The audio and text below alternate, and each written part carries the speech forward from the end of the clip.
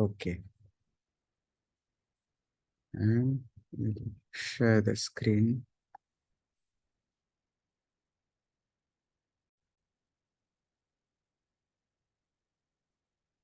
Okay. Hare Krishna. Welcome, everyone. We'll get started.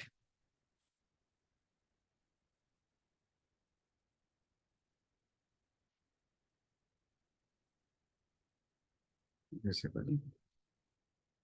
How to make this disappear? That can be hide.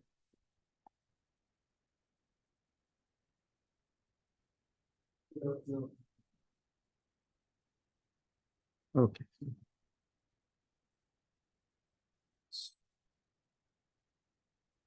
Okay. Does anyone remember the topic for today? So anyways, displayed here.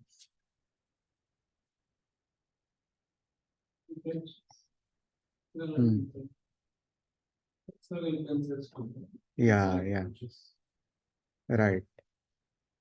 So, yeah, first we'll do a brief recap of the previous 3 sessions. First 2 sessions, very briefly. Third session, slightly more elaborately. We'll do a recap and then get started with today's session. So, in our first session, we saw, happiness. Uh, just like any learning process happens, even in our schools, we begin with what is known, what is observed around. As we grow as kids, we initially have some understanding of the world, and then in schools we are taught something is built on top of that understanding, and then our understanding grows further. So similarly, similar is our approach in this course. Every one of us can appreciate that we are all happiness seeking beings. There's no doubt about it.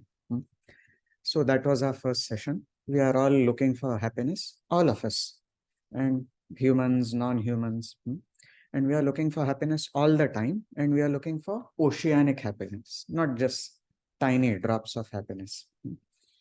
And then we saw but there are some problems, that there are obstacles that block us in our pursuit for happiness. There are problems in life. And then we saw the main difference between humans and animals. Animals also, its intelligence is the main difference.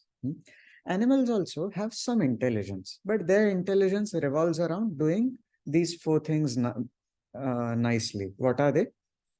Eating, sleeping, mating, and defending. These 4 things are common between humans and animals. So if all our human intelligence goes into uh, enhancing our eating, sleeping, mating, and defending, then what are we? Just some polished animals. But the real thing that makes human beings humans is dharma, this ability to make spiritual inquiry. And how is spiritual inquiry relevant to our search for happiness? We can ask this important question. Hey, we want to be happy all the time, but why is it that we are facing problems? We are all happiness seeking beings. Is there a place where there is happiness, oceanic happiness all the time? So, yeah, with this begins our spiritual inquiry. Why am I suffering? Where can I be happy all the time? And where can I experience oceanic happiness all the time? So that's where our spiritual inquiry begins. And then we saw in the first session, we did not address where that oceanic happiness can be found, but we at least address where it cannot be found. And what is that? Happiness cannot be found where people are usually looking for it at this place, but it's not found there. And what is that platform of happiness called? What is it called? Sense sense gratification, yeah, or sense enjoyment. So yes, real happiness cannot be found in sense gratification, meaning providing some objects to the senses that gratify the senses, make them happy. Such happiness is fleeting. So for different senses, there are different objects that gratify those senses. For the tongue, there are delicious items. For the nose, there are fragrances. For the ears, there's music, and whatever people listen to. For, yeah, all the senses, there are different objects. For the skin, mainly, it's the pleasure of coming in contact with the opposite gender. But such happiness is very fleeting. Happiness on the platform of the senses. Then where is real happiness? So to understand that, we need to understand first who we are. And that was our second session. So in our second session, we saw how the Bhagavad Gita begins. So Arjun has this, he's fully ready for the battle. On a mark, set. Just before that final go and the battle begins, the arrows begin coming out. Arjun is somehow inspired from within. Actually, it was by Lord Krishna's arrangement. He wants to have one final look at all the soldiers on the opposite side. So therefore he requests Lord Krishna, Senayor Ubhayor Madhye Ratham Sthapaya Mechuta. My dear Lord Krishna, oh Lord Achyuta, please place our chariot in the midst of both the armies. Both the armies were at some distance from each other. And Arjun requests Lord Krishna to place the chariot in between them so that he can have one final look. And battles in those times were very cultured. They would not attack each other unless actually it was announced that, okay, now the battle begins. So Arjun has this inspiration to have one final look. And Lord Krishna very strategically places the chariot in such a way that Arjun's eyes first fall on who? Those who would make him feel more angry, or those who would melt his heart with compassion and attachment. Yeah, the second one, right? And on whom do his eyes first fall? Those who are dear to him, like Bhishma, Dronacharya. And then Arjun he's unable to be composed. He gets affected by depression. He's unable to hold his bow. He starts giving some reasons to Lord Krishna. My dear Lord, what is this battle? We should not be fighting this battle. He gives 5 categories of reasons. And then first chapter, it's all Arjun speaking throughout, giving his reasons. Those reasons are also very intelligent, actually. If somebody reads only the first chapter, they'll be left with confusion. Oh, then why did Lord Krishna want this battle? Arjun is giving such valid reasons.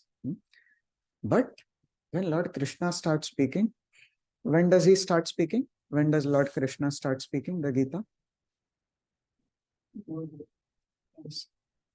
Sorry? Second chapter, and technically 11th verse onward. That's where Lord Krishna starts speaking the Bhagavad Gita, his instructions.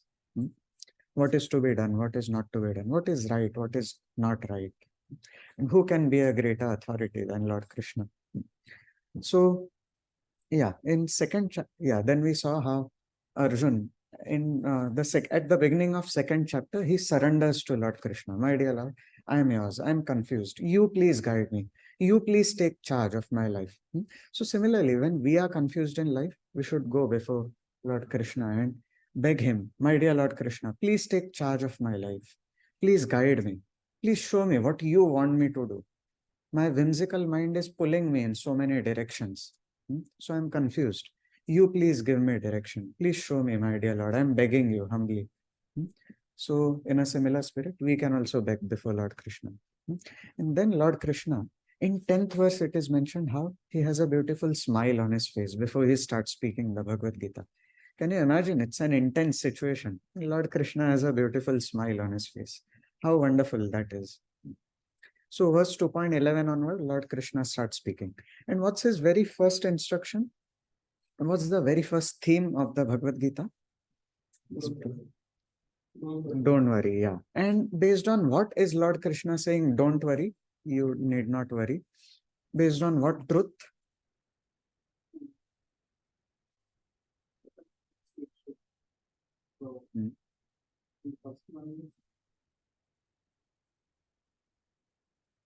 This,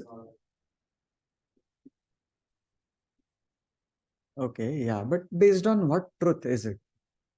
based? Based on the fact that we are beyond this body. We are the Atma. The Atma is not subject to all the influences of time. The time factor, it causes destruction everywhere we see around.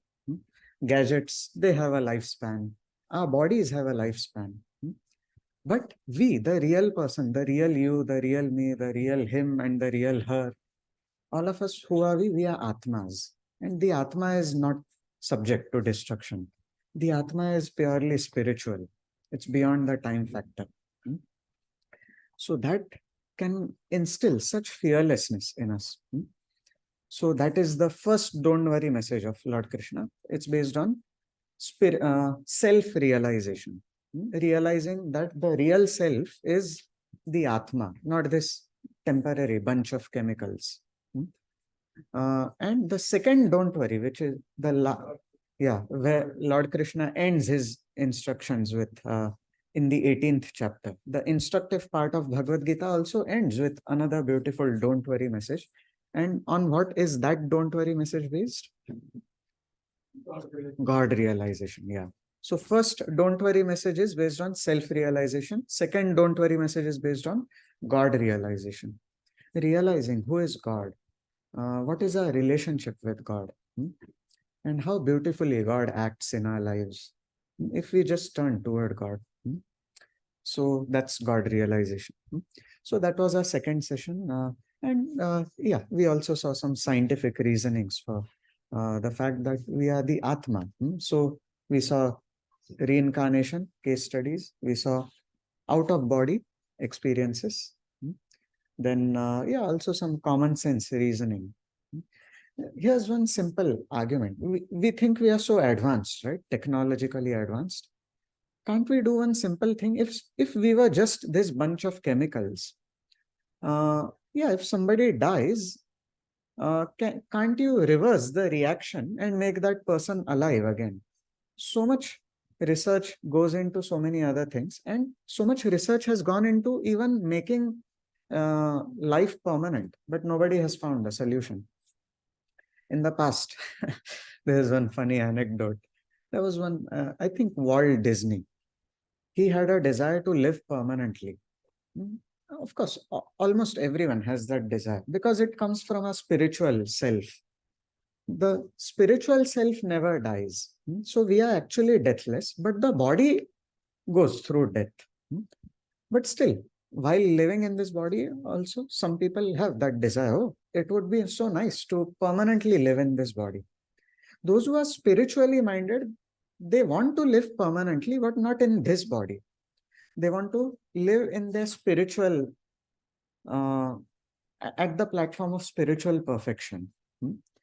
So which is living with God. We will get into those details later on.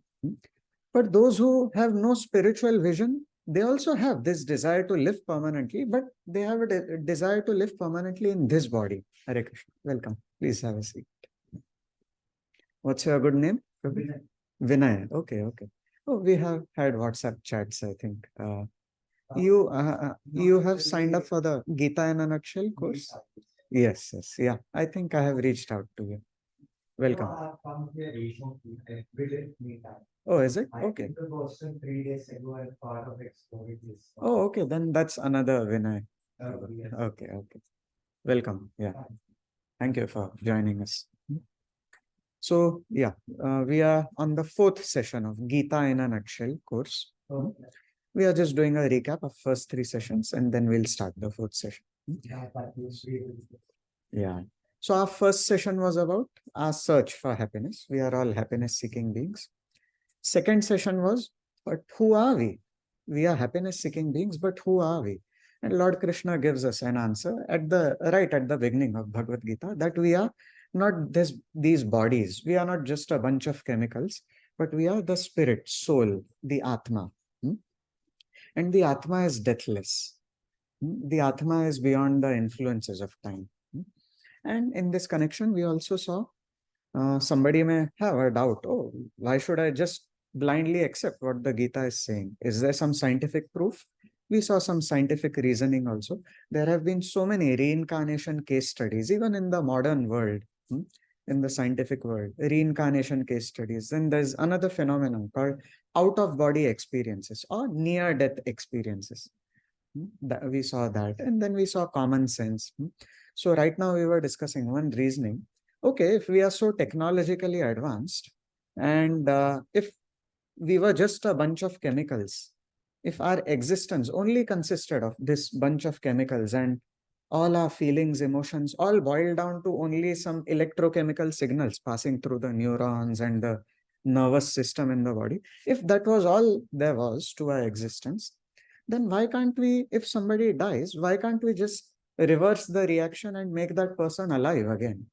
But we don't see a single case of anybody being brought back to life. So what does death mean? Death simply means the Atma leaves the body. The real person, the Atma, leaves the body. That is what death is. And unless the Atma comes back into the body, nobody can be brought back to life. And with using some scientific instruments, one cannot bring the Atma back into the body. The Atma goes from one body to another by some higher arrangement, not by the arrangement of some scientific instruments. So yeah, this is a nice logical reasoning, right? If we are so scientifically advanced, why can't we?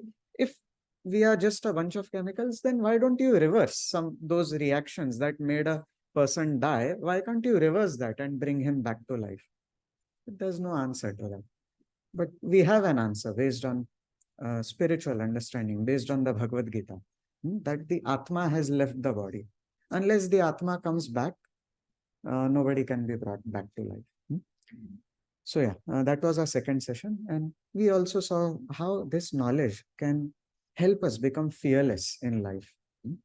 We saw some examples like Socrates, he was self-realized. Then which other examples we saw? One small boy whose father tried to torment him and torture him, Prahlad, Bhakt Prahlad. He was so fearless. He was fully self-realized as well as God-realized. And then we saw the example of one great saint 500 years ago, Haridas Thakur. Does someone remember what they tried to do to him and how he was fearless in that situation?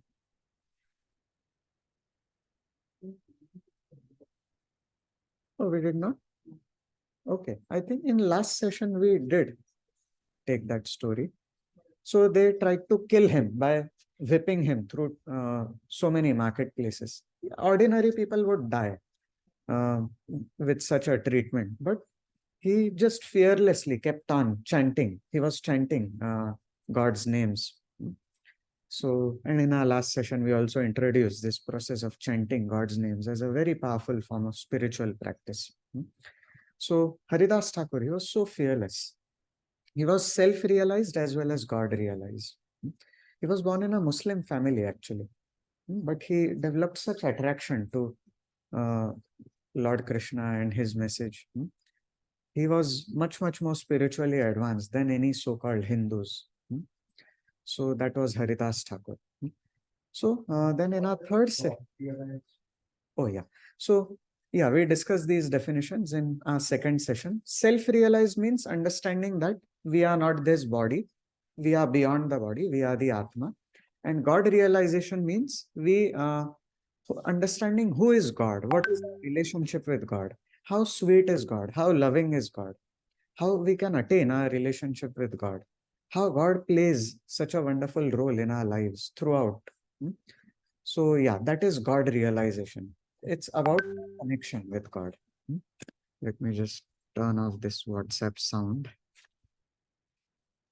So yeah.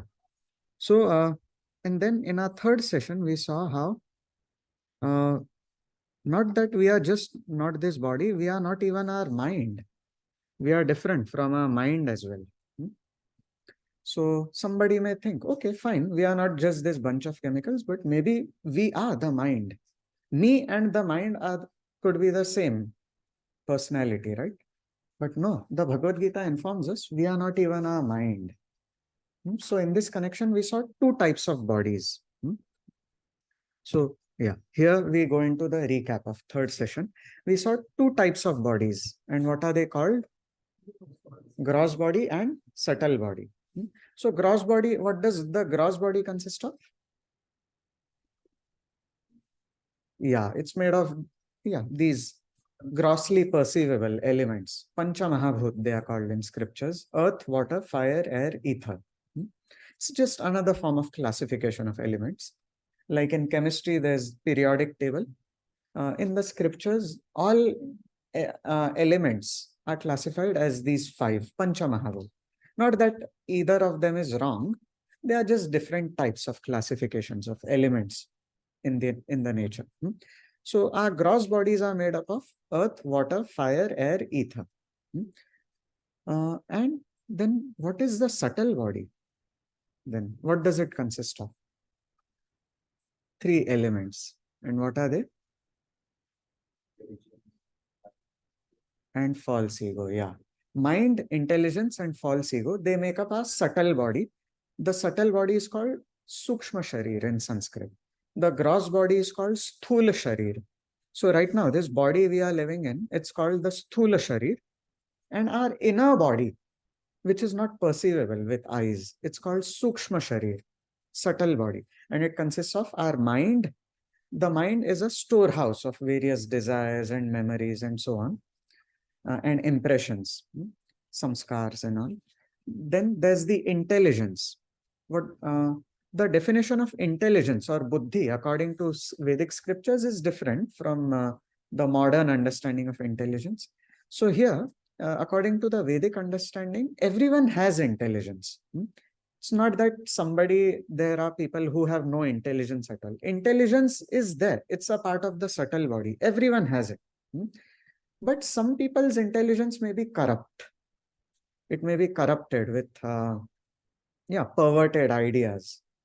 So they may not have the power of discrimination. So intelligence is basically the power of discrimination. Intelligence tells the mind, do this, don't do this. This is good for you. This is not good for you.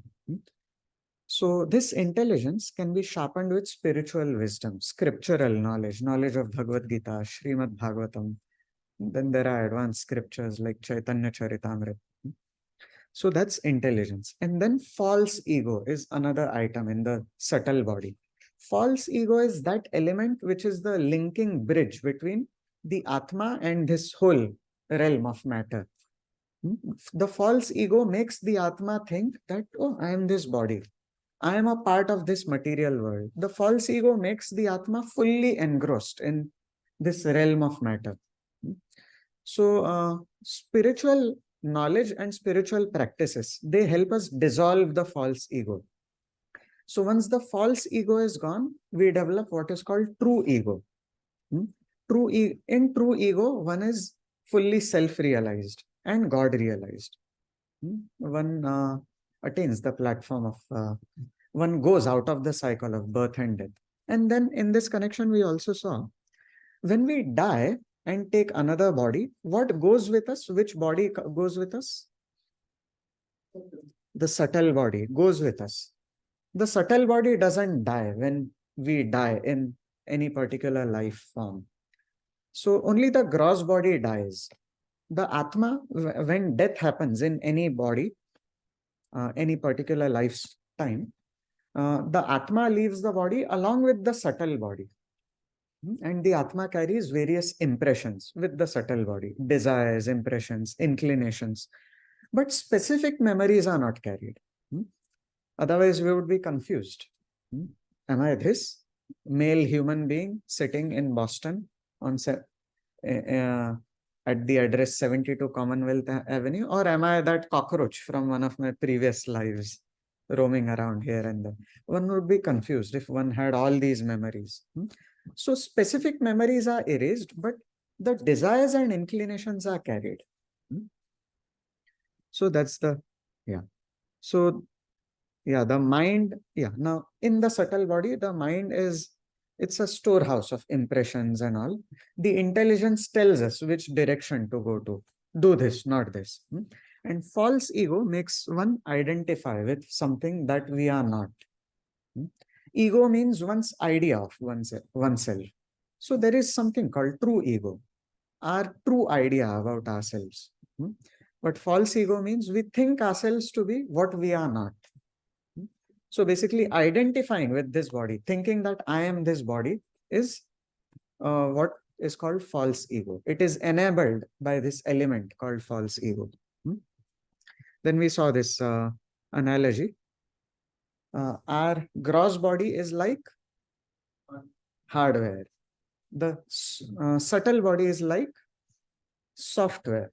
And we, the Atma, are like the user of both.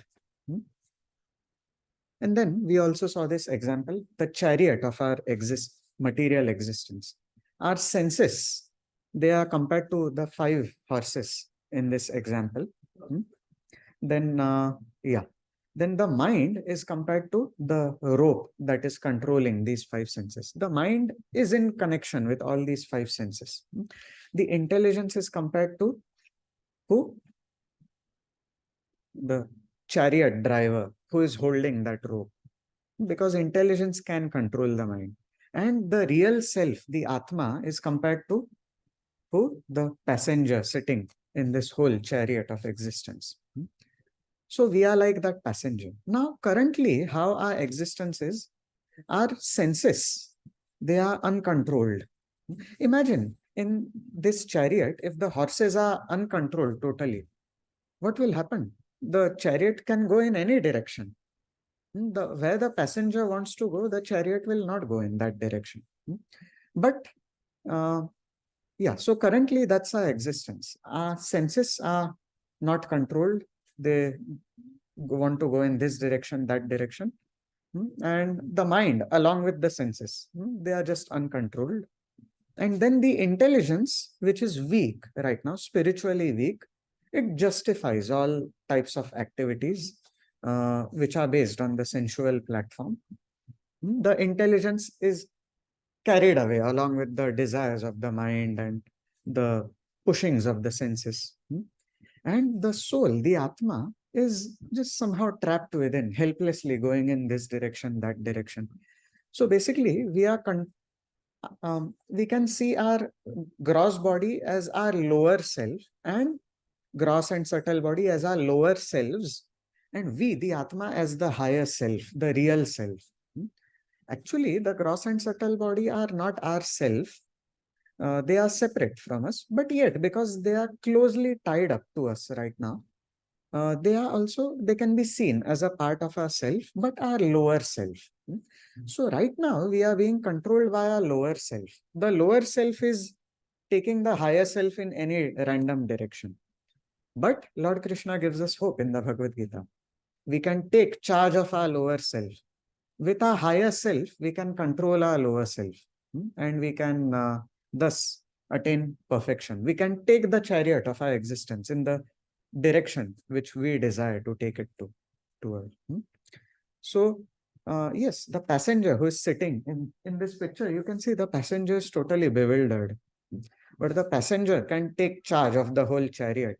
The passenger can tap on the chariot driver's shoulder. Hey, which direction are you going? Go there. The higher self can take complete charge. We, as the Atma, can make choices in our lives which are spiritually beneficial for us. We can sharpen our intelligence. We can sharpen our power of discrimination with spiritual knowledge and spiritual practices. Yeah. And thus, the higher self can control the lower self. And then the chariot of our existence will not go in any random direction. So now we come to our today's session. Now we saw, in this example, we saw that now based on this example we saw, can we say that our internals affect our externals? Do you think that's true? Yeah, our inner self, our higher self can take charge of our lower self, and thus we can make things externally happen the way which is in alignment with our inner spiritual self. So the higher self can take charge of the lower self. So we can conclude that internals affect externals, right? That's true and quite obvious, isn't it? With our willpower, we can make changes happen in this world. Now, do you think the other way around is also true? That the externals affect our internals? Can you give some example to substantiate this point? Some small example. Vinay Prabhu, do you have any example? Is it true that the externals can also affect our internals? Okay. Any particular example?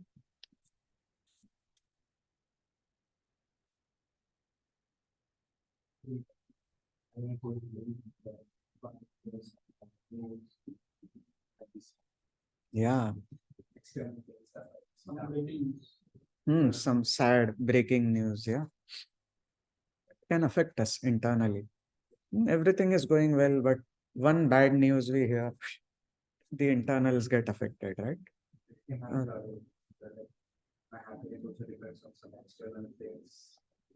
hmm. Yeah, true.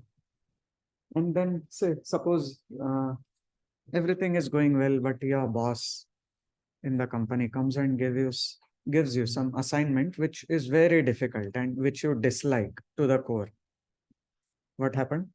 The externals affected the internals. So yeah, the other way around is also true.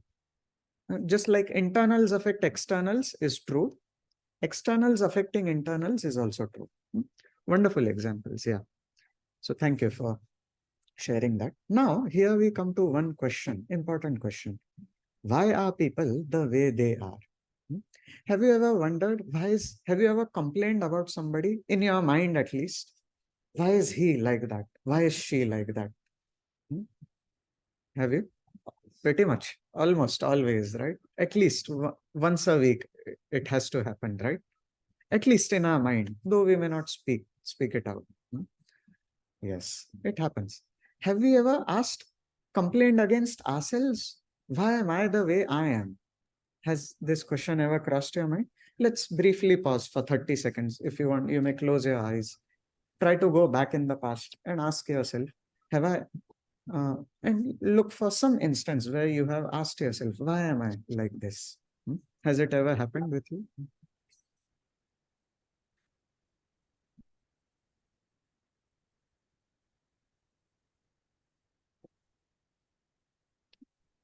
Yes, would someone like to share what came to your mind?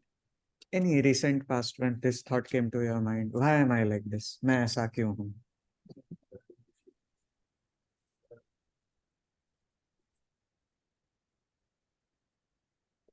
Yeah. Uh, yeah. Not the answer to why uh, you are like this, but yeah, just was there any specific instance where this question crossed your mind?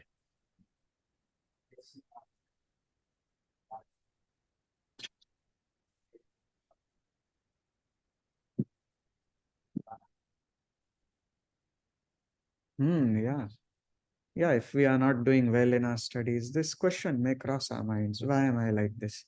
Why am I wasting time hmm, in unnecessary things? You also. I know I have to do something, but still I will just spend time on watching some TV show, series. I understand that, yeah, I should stop this and focus on that, but I still continue doing that and then in that way, why I'm doing this? Yeah. Why am I doing this? Why am I like this? Yeah. Wasting time, as you said, on watching something, some series or something, which may not be really beneficial for us. Yeah. I'm just wasting time. I know that, but still I continue to do that.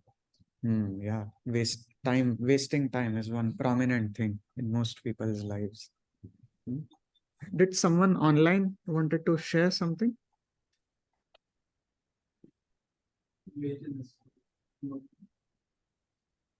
Oh, Ranjit Prabhu, your hand was up. Okay. Okay, sorry for this. Uh, I think it got pressed by mistake.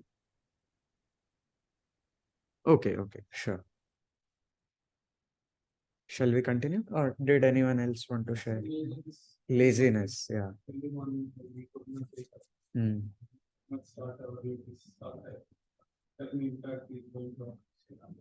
Right, yeah. Yeah, laziness. Even though we internally want to make changes in our lives, like waking up early, still laziness doesn't allow us. So, the Bhagavad Gita has answers to all these, to this prominent question: why are people the way they are? Why am I the way I am? Why is he the way he is? Why is she the way she is? Why are you the way you are? The Bhagavad Gita has an answer to this. And this again builds on top of what we have studied so far. So, we see three bulbs here, right? Uh, I hope that bar is not a distraction. So we see three colored bulbs here, right? So now when light comes out of these bulbs, what color of light will it be? It will be either yellow, red, or blue, depending on which of these it's coming out of. But what's the real color of the light inside? It's the same, right? It's the same white light. If we don't cover it with any colored glass, then yeah, whatever is the original light, color of the light, that will come out. So the Bhagavad Gita informs us, as Atmas, we are all pure spiritual beings. But right now, we are covered by something called the three gunas, the three modes of material nature. And when our consciousness comes out of these three modes, basically the Bhagavad Gita informs us our subtle body is saturated with these three modes. It is influenced by these three modes. And when the pure consciousness of the Atma comes out through the subtle body, which is affected by various shades of colors based on the three modes, then the consciousness that comes out is of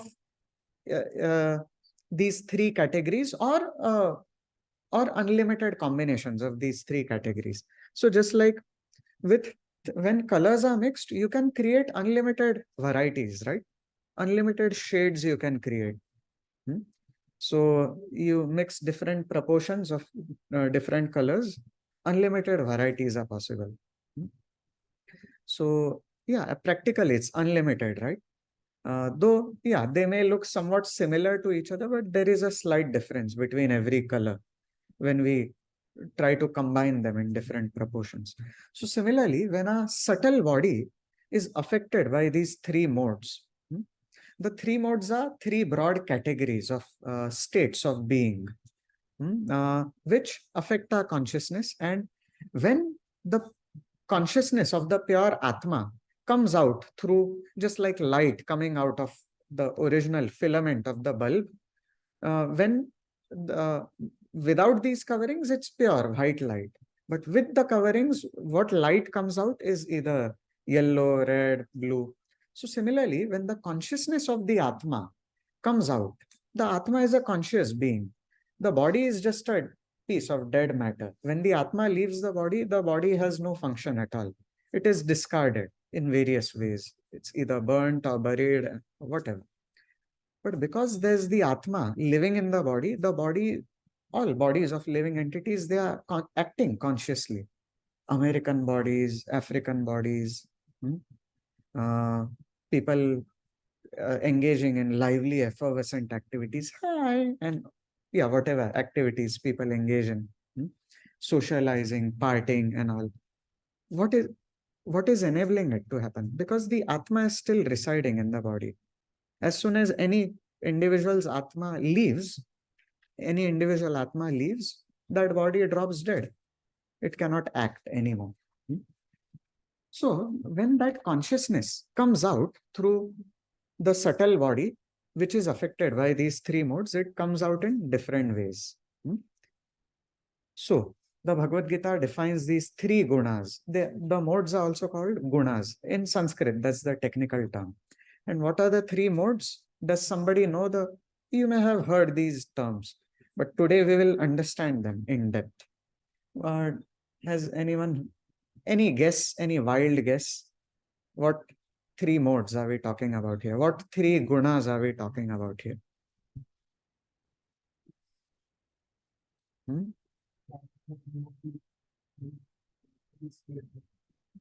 Okay, any specific name if you recall from Bhagavad Gita? Yes. Once again, what are they? Tamogun, Sattvagun, and yeah, there's one more, third, Rajogun. So Sattva, Rajas, Tamas. These are the three modes, or Sattvagun, Rajogun, Tamogun.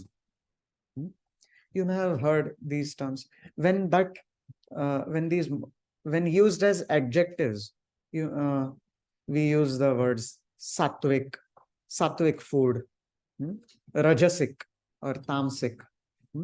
You may have come across these terms. So the Bhagavad Gita defines these three terms: Sattvagun, Rajogun, Tamogun.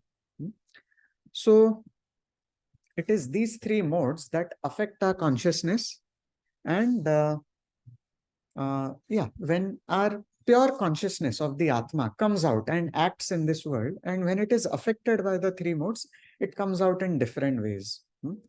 So those who are violent in nature, that's because they have one of these modes more in prominence, which is that tamogun, tamas. Tamas is the worst of the three. Sattva is the best. Sattva is the best among the three. Rajas is the next one, and tamas is the third one. Somebody who is very violent in nature, which mode are they prominently affected by? Tamas. So we'll see characteristics of all these three modes. And now, before we get into actual description of the three modes, let's try to understand this. Actually, practically everything in this world can be categorized in these three modes. All food we eat, all sound vibrations we hear, everything can be categorized. So now, these three modes, they are not just our states of being. So far, the glass bulb analogy we saw, it mainly pointed out toward our subtle body being in one of these three states of beings. But actually, it's not just, the gunas is not just a state of being of our mind or of our subtle body, but it's also about the inputs we take in. So the inputs we take in can also be classified in the three modes. And then the consciousness of people can also be classified in the three modes, or combination of the three modes. So it's something like this. Suppose you fry some gulab jamun. Originally, when it is fried, it looks the same. But then, suppose you have three different containers and with three different colors of syrups. One has yellow colored syrup, one has red colored syrup, and one has blue colored syrup. And then you dip some gulab jamuns, freshly fried gulab jamuns, into each of the three containers. So each of the three containers now have some gulab jamuns. Now let those gulab jamuns soak in that syrup for some time. Now you take out the gulab jamun. Suppose you take out some gulab jamuns from the first container, yellow colored, which had yellow colored syrup. How will those gulab jamuns look? What color they would have taken? Yellow, yes. So yellow colored input was supplied to them. Now when you squeeze those gulab jamuns, the liquid that comes out, what color will that liquid be? Yellow. And similarly with the red and blue gulab jamuns, you take them out. We supplied yellow, red, blue input to them, and then now what comes out, the output is also of that color. So when we squeeze them out, the liquid that comes out is also of that color. So similarly, whatever inputs we take in, those can be classified in the three modes. Then they put our consciousness in that kind of state of being, that mode. And then what we act out in this world is also of that nature. So say, for example, somebody watches too many violent scenes. What will happen naturally? His consciousness will be saturated with violence. Then he may also become violent. Isn't it? So yeah, that's how these modes work. Okay, now let's get into how exactly are these modes and what does this understanding mean for us? How can it transform our lives? How can it make us make proper choices? So let's have a look. Would someone like to read? Surya Prabhu? Material nature consists of three modes: goodness, passion, and ignorance. So when the observant living entity comes to contact with nature, so mighty harm Arjuna, he becomes conditioned by his will. So this is a direct quotation from Bhagavad Gita. The 14th chapter of Bhagavad Gita is prominently talking about these three modes. So what are the three modes? We saw sattva. When translated into English, sattva is the rough translation. There are no exact translations, but roughly when translated into English, sattva can be translated to goodness. There is some goodness in this world, right? There is a lot of evil as well, but there is some goodness. So people who act good mostly, they are prominently situated in which guna? Sattva guna. So the mode of goodness.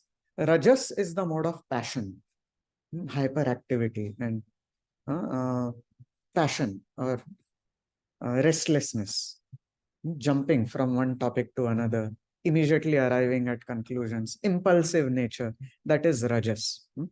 And Tamas is the mode of ignorance. It makes one too lazy, too much, puts one into the mode of procrastination. And not just that, Tamas also makes one a violent person.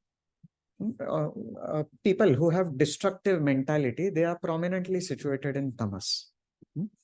So now, next, Hari Krishna Prabhu, would you like to read?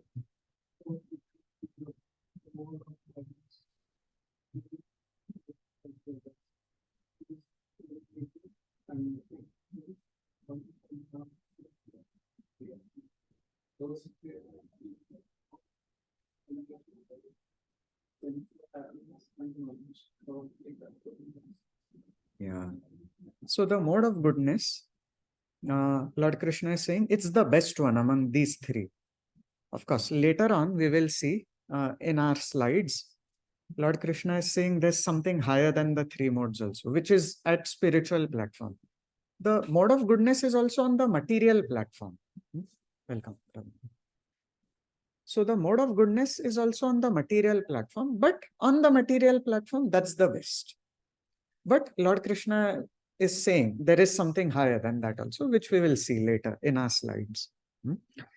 So when somebody mostly takes in sattvic inputs, one's mind is cool, calm, collected. And what does Lord Krishna say here?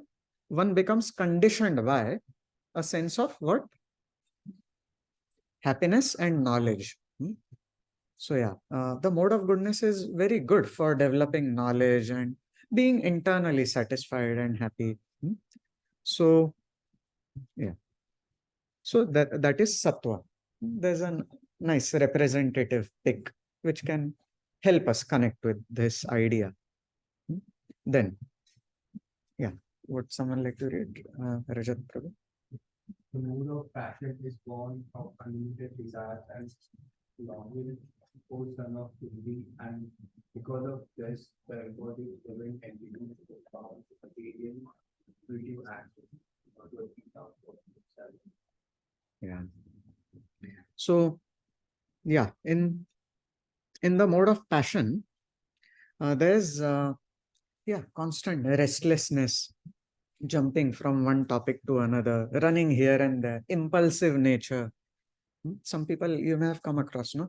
Even before you complete your sentence, what you are trying to tell them, they have concluded what you are trying to say and they come back with an answer. Huh? What did you say? Some people are so angry. Huh? And yeah, immediately jumping to conclusions about people and situations.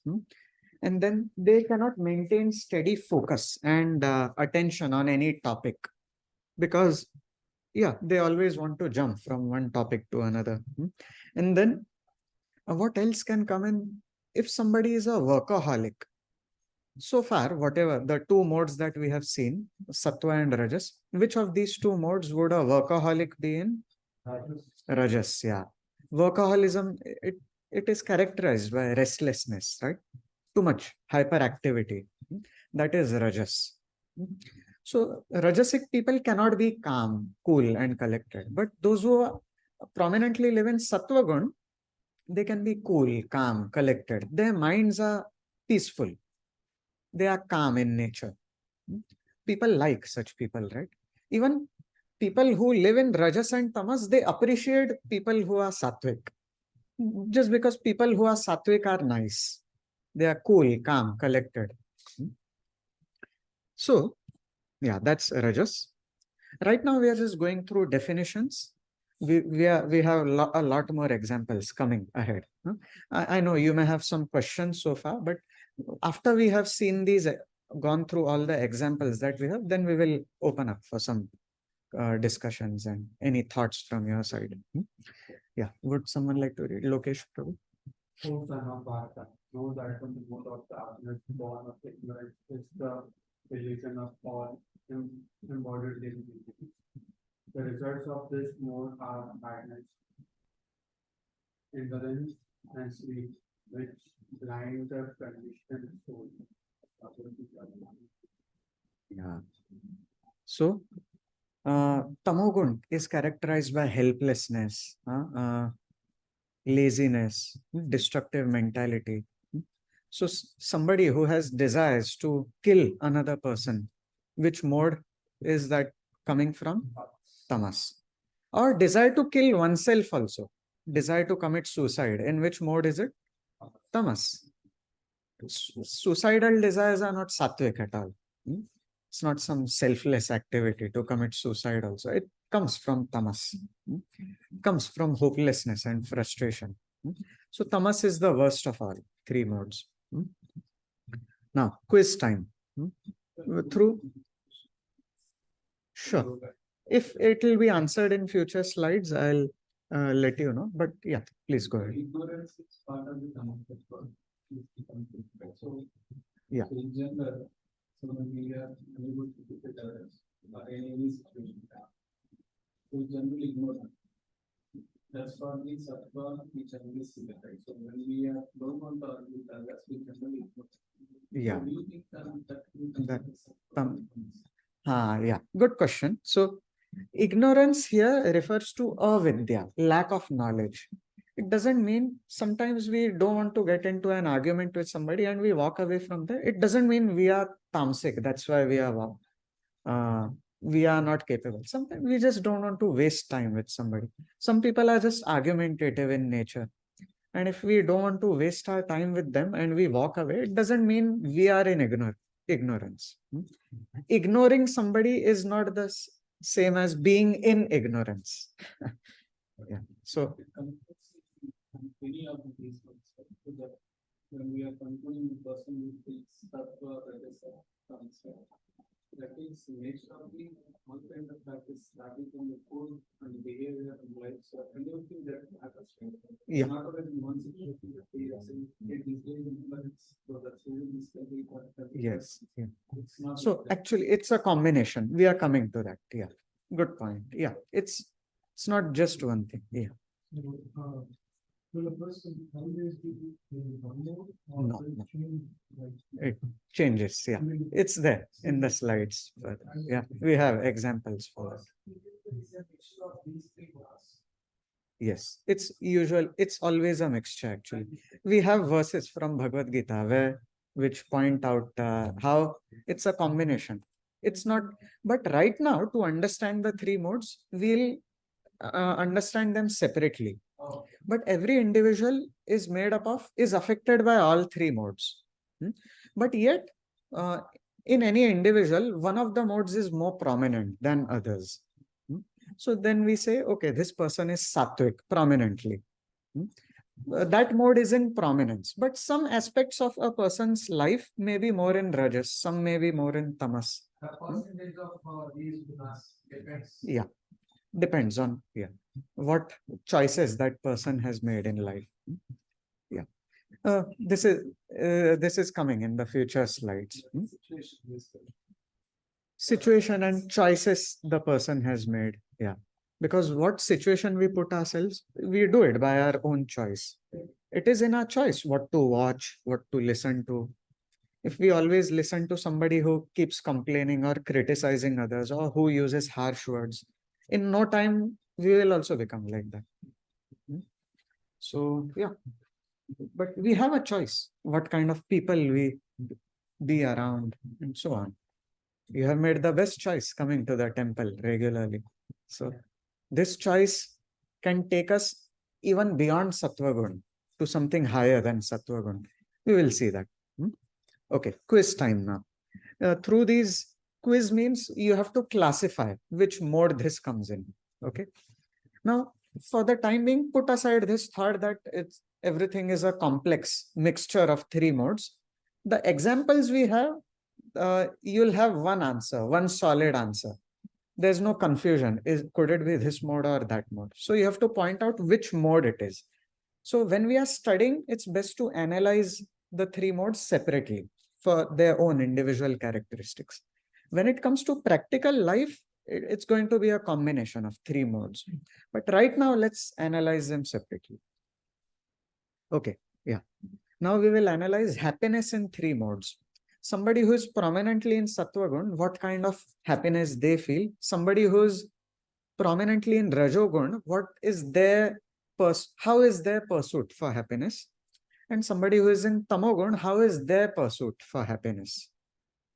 How do they look for happiness? Yeah. So happiness in three modes. Okay. Can somebody read? Santosh Prabhu? Do you want to read it out? Is it visible or small? Too small for you? Okay. Somebody closer. Yeah, please. That happiness which is blind to self-realization, which is the delusion from beginning to end, and which arises from sleep, laziness, and delusion. Which mode could this be? Tamas, yeah. Yeah. So people in tamas, they derive happiness from such activities. Sleeping 12, 15 hours a day. That's too much, right? Yes, the body needs some sleep, but 12 hours, 15 hours, isn't that too much? It's a waste of precious time, right? But people who are prominently in tamas may derive happiness from such activities. Or they may derive happiness from committing violence. Yeah. Somebody else? Surya. In the beginning, it's just like poison, but in the end, it's just like nectar and awakens it's self-realization. Yeah. So poison in the beginning, but nectar in the end means in the beginning, it may be a little difficult to walk that path because that path involves some strictness, some sacrifice and austerity. But later on, it's very much rewarding and it awakens one to knowledge and self-realization. What kind of pursuit of happiness this is? Sattva. Yeah. And then, yeah, third one, Hari Krishna, you want to read? But happiness which is there from of the senses, which they are objects.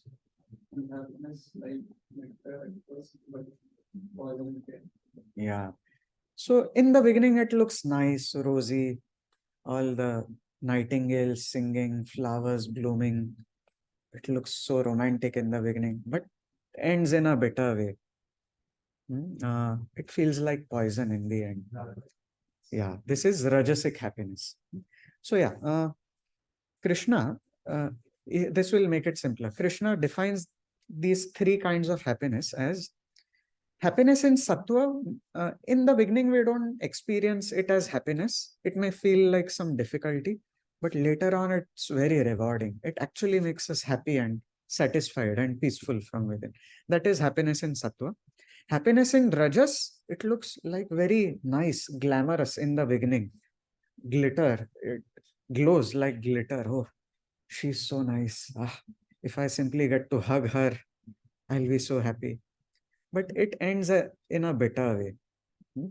Usually, that's how long any romantic relationship lasts.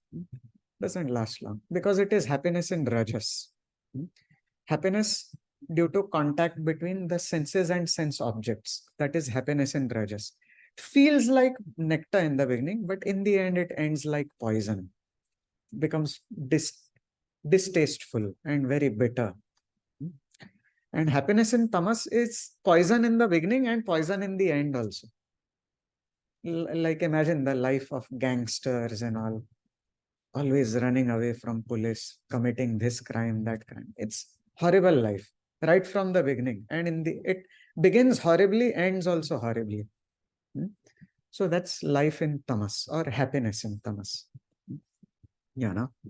So yeah, your answers were perfect. Yes, yeah. The way we work, we are going to see the worker in three modes. Hmm? So yeah, in fact,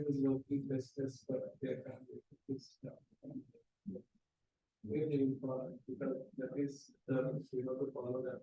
yeah. So yeah. So Hari Krishna Prabhu brought up a good point. If somebody is working hard for their family, is that rajas or could it be sattva? Hmm? We will see that after we see. This is a very relevant question. We will revisit it after we have seen worker in three modes. So after happiness in three modes, the example is worker in three modes. So now all three examples have been laid in front of you. I'll read them out fast and you have to classify them, which is which.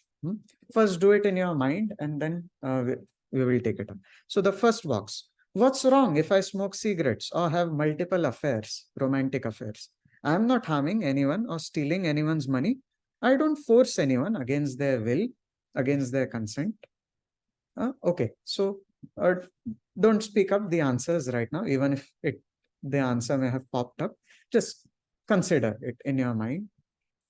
And yeah, so basically this person is saying, I'm not forcing anyone. Second box now. By hook or by crook, I need my daily dose of alcohol. Even if I have to shoplift, meaning steal, pick up from a shop without paying money, or forcefully steal it, or harm someone, I don't mind going ahead and doing it. For my own happiness, I don't mind harming somebody. The first box said, let me look for any type of happiness, but I'll not force anybody. I'll not harm anybody. Second type is saying, I'm okay forcing or harming anybody. And let's see what the third type of person is saying. I have to be balanced in my search for pleasure and think long term. This person is thinking of long term happiness, not just some short sighted happiness. Even if I'm not harming anyone in my pursuit for pleasure, I have to make sure I don't succumb to something that's superficially glamorous or eventually not good for me. Okay, now in your mind, have you figured out which mode which falls in? Simple, right?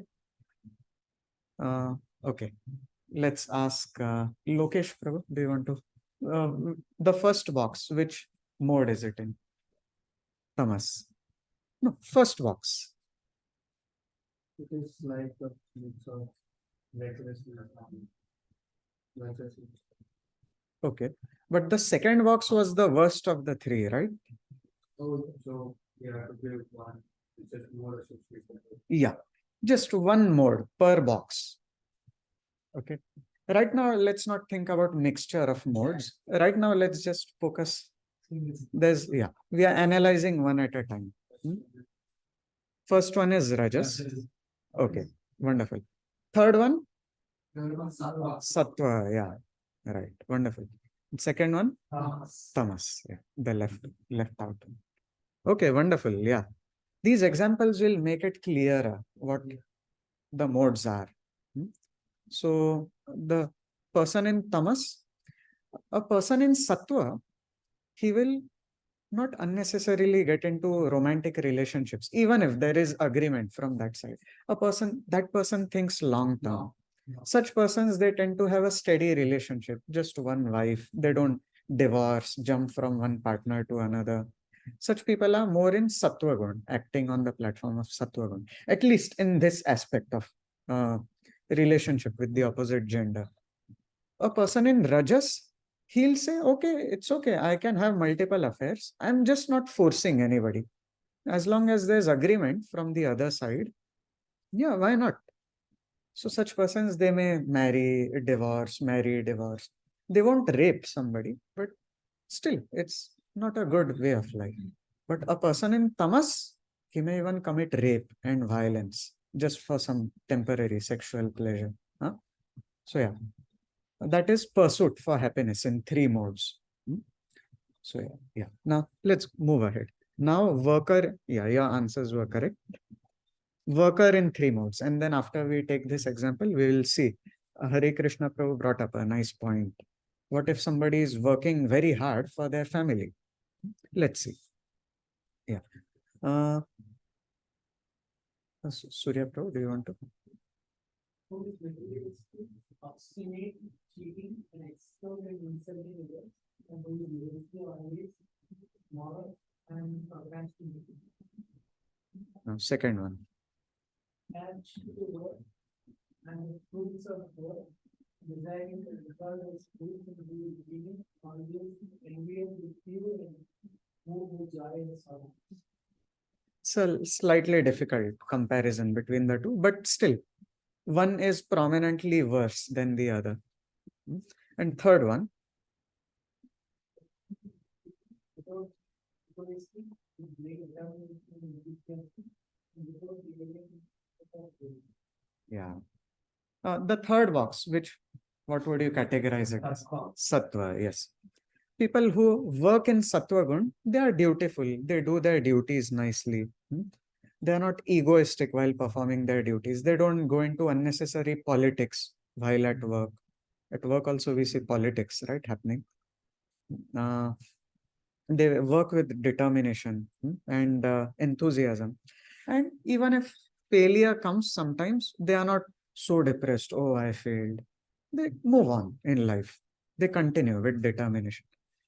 And when success comes, they don't celebrate so much that they get wings and start flying high in the air, partying with champagne, this, that. That cork after opening, pop, it makes that sound. No? Then all soda comes out. They don't get, if success comes, they don't get elated to such an extent. And if failure comes, they don't get depressed. Okay, sattva, right? Yeah, now first and second box are slightly confusing, right? But first one is tamas. First one is tamas. Does everyone agree? Lazy, procrastinating, always morose, helpless. These are characteristics of tamas. And the second one, worker in rajas, is also he or she is attached and restless. Workaholism comes in rajas. Yeah. Tamas means there's more laziness. People in tamas, they don't work so much. And they are more in violent mode. They may work sometimes, but more in a violent mode. But people in rajas, they are workaholic and restless. And they are moved by joy and sorrow. If success comes, so much celebration. But if failure comes, depression. That's a characteristic of rajas. The characteristic of tamas is always depressed. But the characteristic of rajas is sometimes so elated.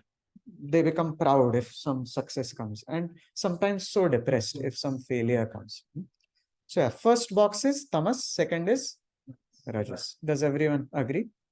Yeah.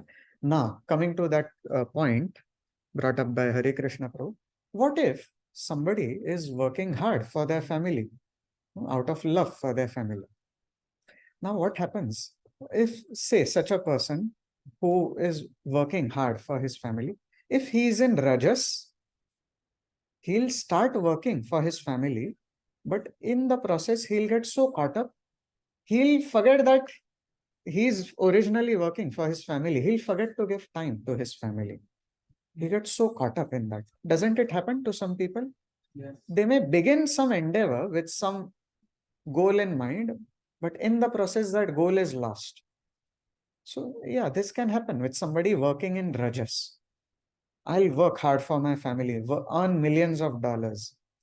But when they work in Rajasic mode, they forget that goal. They may neglect their family. If some family members comes to have some family time or loving exchange, say children come seeking love from the father who is working in that Rajasic workaholic mode, he'll speak harshly to them and send them, go away. Originally, he began working hard for them, but he is now neglecting them. So Rajas means, yeah, it's the goal is lost. But somebody working in Sattva, yeah, even in Sattva, one can work for the family out of love for the family, but one will be balanced. In Sattva, one is more balanced. The goal is never lost in Sattva. So right now we are just talking about material goals. We haven't even come to spiritual goals connected with God. So yeah. So yeah, at the material level also, Sattva is the best platform to work from. So yes, even from the platform of Sattva, one can work out of love for their family, affection for family members. But the goal will always be there in the mind. Yeah. So nice question, actually. Now, food in three modes. Yeah, the food we take in, just like we saw that example of gulab jamuns, right? After they are fried, it depends on which syrup we dip them into. Once we dip them into some type of syrup, they'll absorb that color. And then when you take them out, when you squeeze them out, what will come out is syrup of that color. So similarly, what food we take in, it goes in, it affects our consciousness. And then how we act in this world, when squeezed out, what comes out is the mode which we have taken in. So yes, food in three modes. Let's see how it is. By the way, if your legs are paining, feel free to stand. I'll also stand, just so that you are comfortable stand. Our feet start hurting when we sit for too long. So it's okay if you stand. Okay, so food in three modes. Uh, yeah, would somebody like to read? Yeah, the first box. Increase the duration of life, purify the lungs. Resistance, energy, strength, health, happiness, and health. Such foods are juicy, fatty, wholesome, and easy to love. Pleasing. Yeah. All nice terms are being used to describe it, right? So which mode do you think? This Sattvic is Sattva. Yes, Sattvic food. Sattvic food is in fact, there's a Sattvic food movement in India. In India. Yeah, they give advice to people on how to make food Sattvic, how to make their diet Sattvic. Second box, too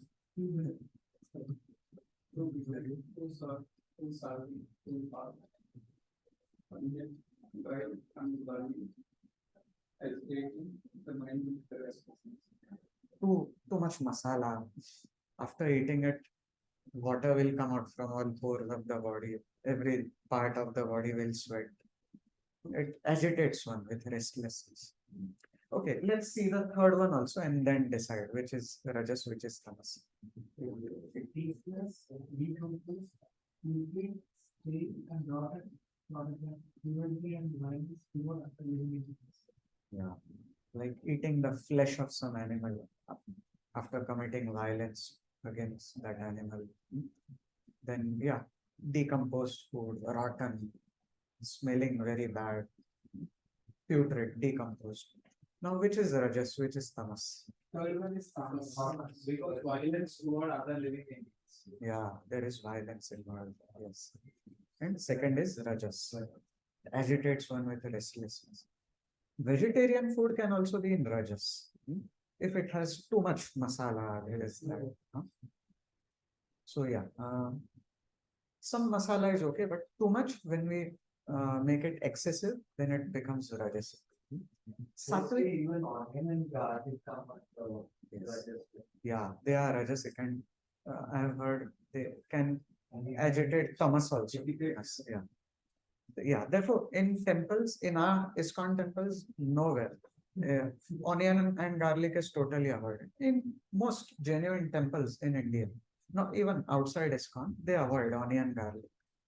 Onion and garlic are considered rajasic, definitely tamasic also. They can produce tamas also. And in some pujas also they remove these. Yeah, right. In some communities, they don't even have food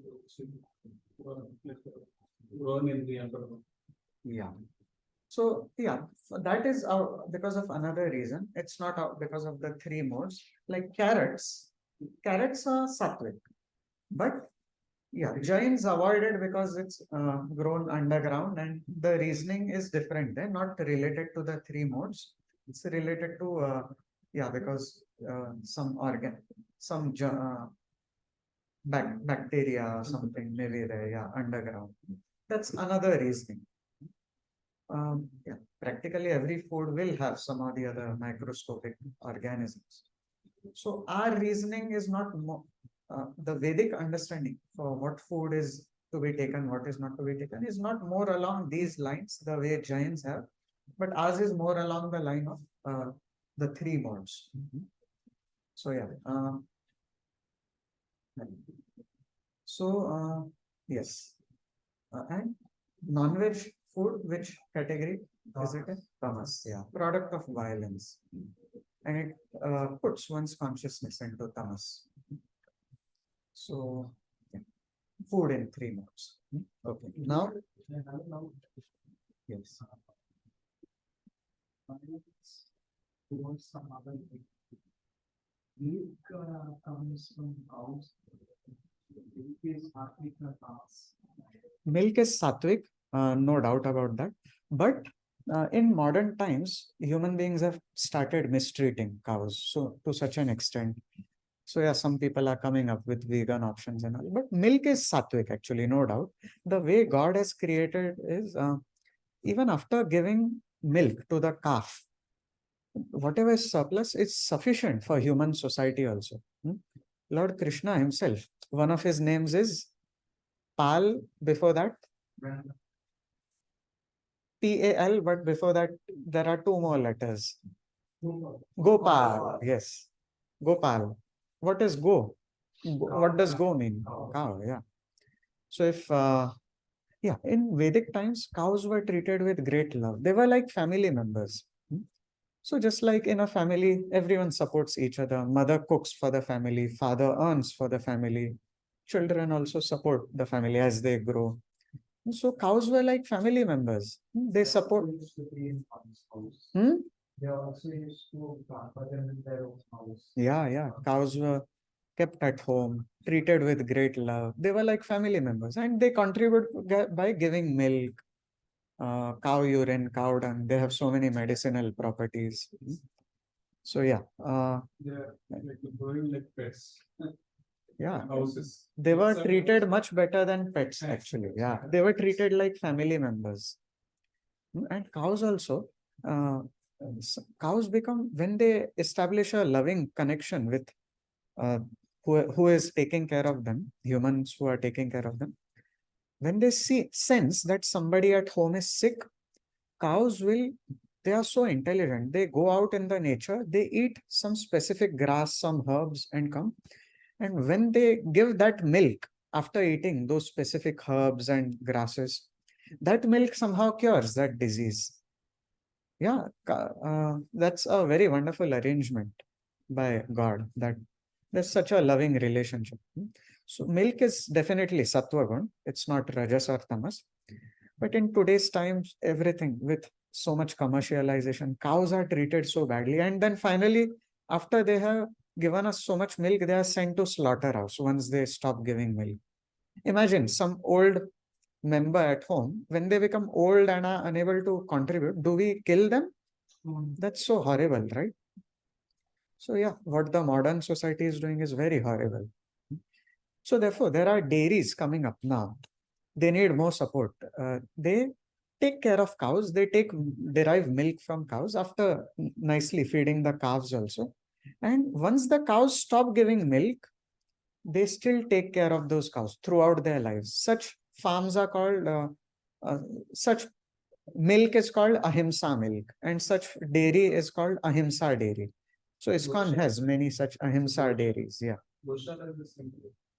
Yeah, most goshalas. Some goshalas, if they are not well trained, they may give away their cows. After they stop giving milk, they sell those cows to some people who later on eventually sell them to slaughterhouses.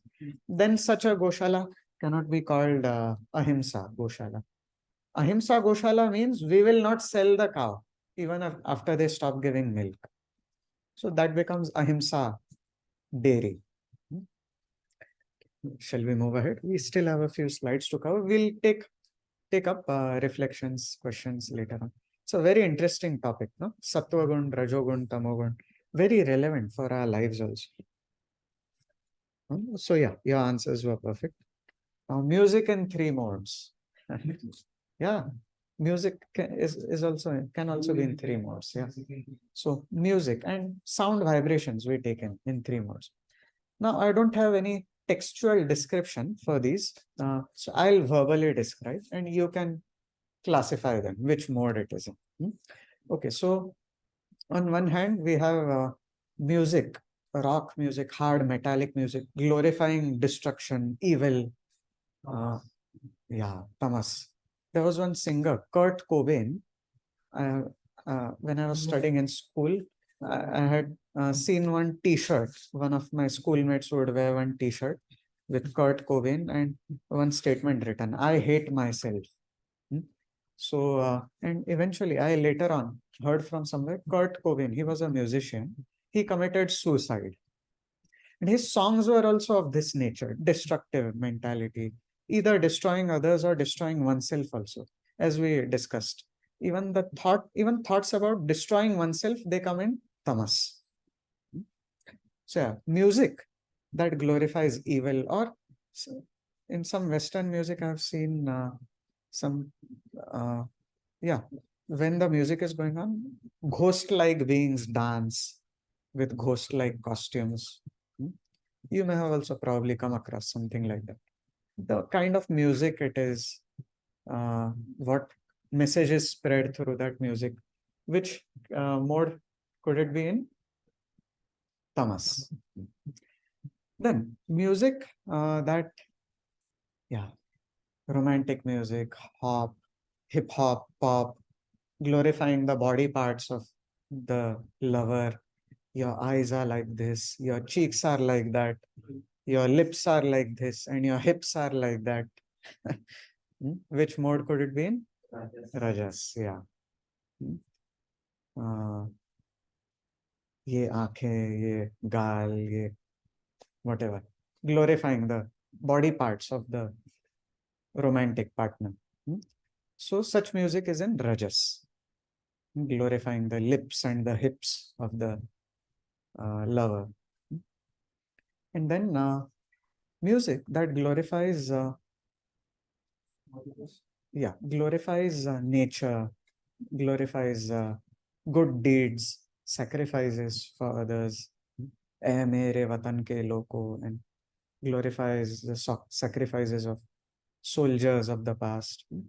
It's along Sattvic lines. Then there's the highest kind of music is that music which glorifies God. It is above Sattva Guna also. It is in another higher Guna called Nitya Sattva or Shuddha Sattva. We will talk about that mode later. Okay, so music in 3 modes. Then, yeah. So something we like, so we, by nature, we have some music which is like traditional from the nature. So some music, especially the India, we have some kind of golden tracks, which we like it is for our people. But we try to play that slate in the country, so they will manipulate. What do you think about that situation? So yeah, it can happen that suppose some nice classical instruments which produce nice sattvic sounds, and they can also be used to glorify God. But when it is played in other countries, as you said, some people may not like it. They may get irritated. Yes, it happens. Even when we chant the names of God, which are all pure, which are above Sattva Gun also, when some people do get irritated. Why? Because their minds are in lower modes. So, yeah, some people they appreciate also, and they uh, appreciate it, and they think, oh, when will I become like that? Like in the beginning, I had mentioned people who are in Rajas and Tamas, they often appreciate people in Sattva or higher than Sattva. But there are people who just don't appreciate. They want to, they think their mode is the highest, and everyone else should also be like that. Everyone else should also become a drunkard or a violent person. So what can we do? We can pray for them. We can give them some prasad. Hopefully, by that they'll rise in their consciousness. So yeah, that doesn't make It's otherwise if you are coming from this kind to those music is influenced by most of the people. Yes. They know they are in South and they will be passionate about music. That is specific. Hmm. It is usually changing your community. Right? Yeah. It is not Because as much it's- more. Yeah, India is also westernizing to such an extent. Yeah. So for us, what we can do is we can spread devotional music, thus change the society. We can't change the whole world, but at least we can begin by transforming the lives of a few people. Firstly, we have to transform our own life. Gandhiji made one nice statement. Be the change you want to see in the world. First, you become the change. Then you can affect others also. So, okay, time for some case studies now. Again, these case studies also, for every case study, there's one answer. All adjectives used in any case study, they point to one mode. And it's easy to find out. But going through of course, in a real life scenario, every family will have a mix of three modes. But here we are seeing three families, one family in each mode. And in every family, we have put only those characteristics which belong to that mode. So there's one definite answer. There's no mixture here. Okay. So, Vinay Prabhu, do you want to read this whole case study? How do I move that way?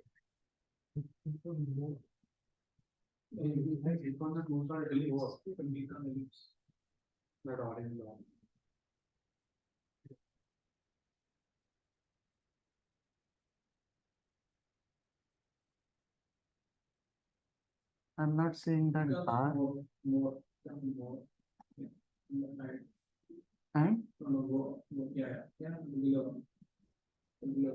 And oh, wonderful. Yeah, thank you. Okay, yeah. Would you like to? Doctor and Mrs. Bright and their two kids have a small home, just suitable for their needs. In a peaceful country farm. Dr. Bright is a local MP, a thoughtful and a qualified man, respected for doing his job honestly and selflessly.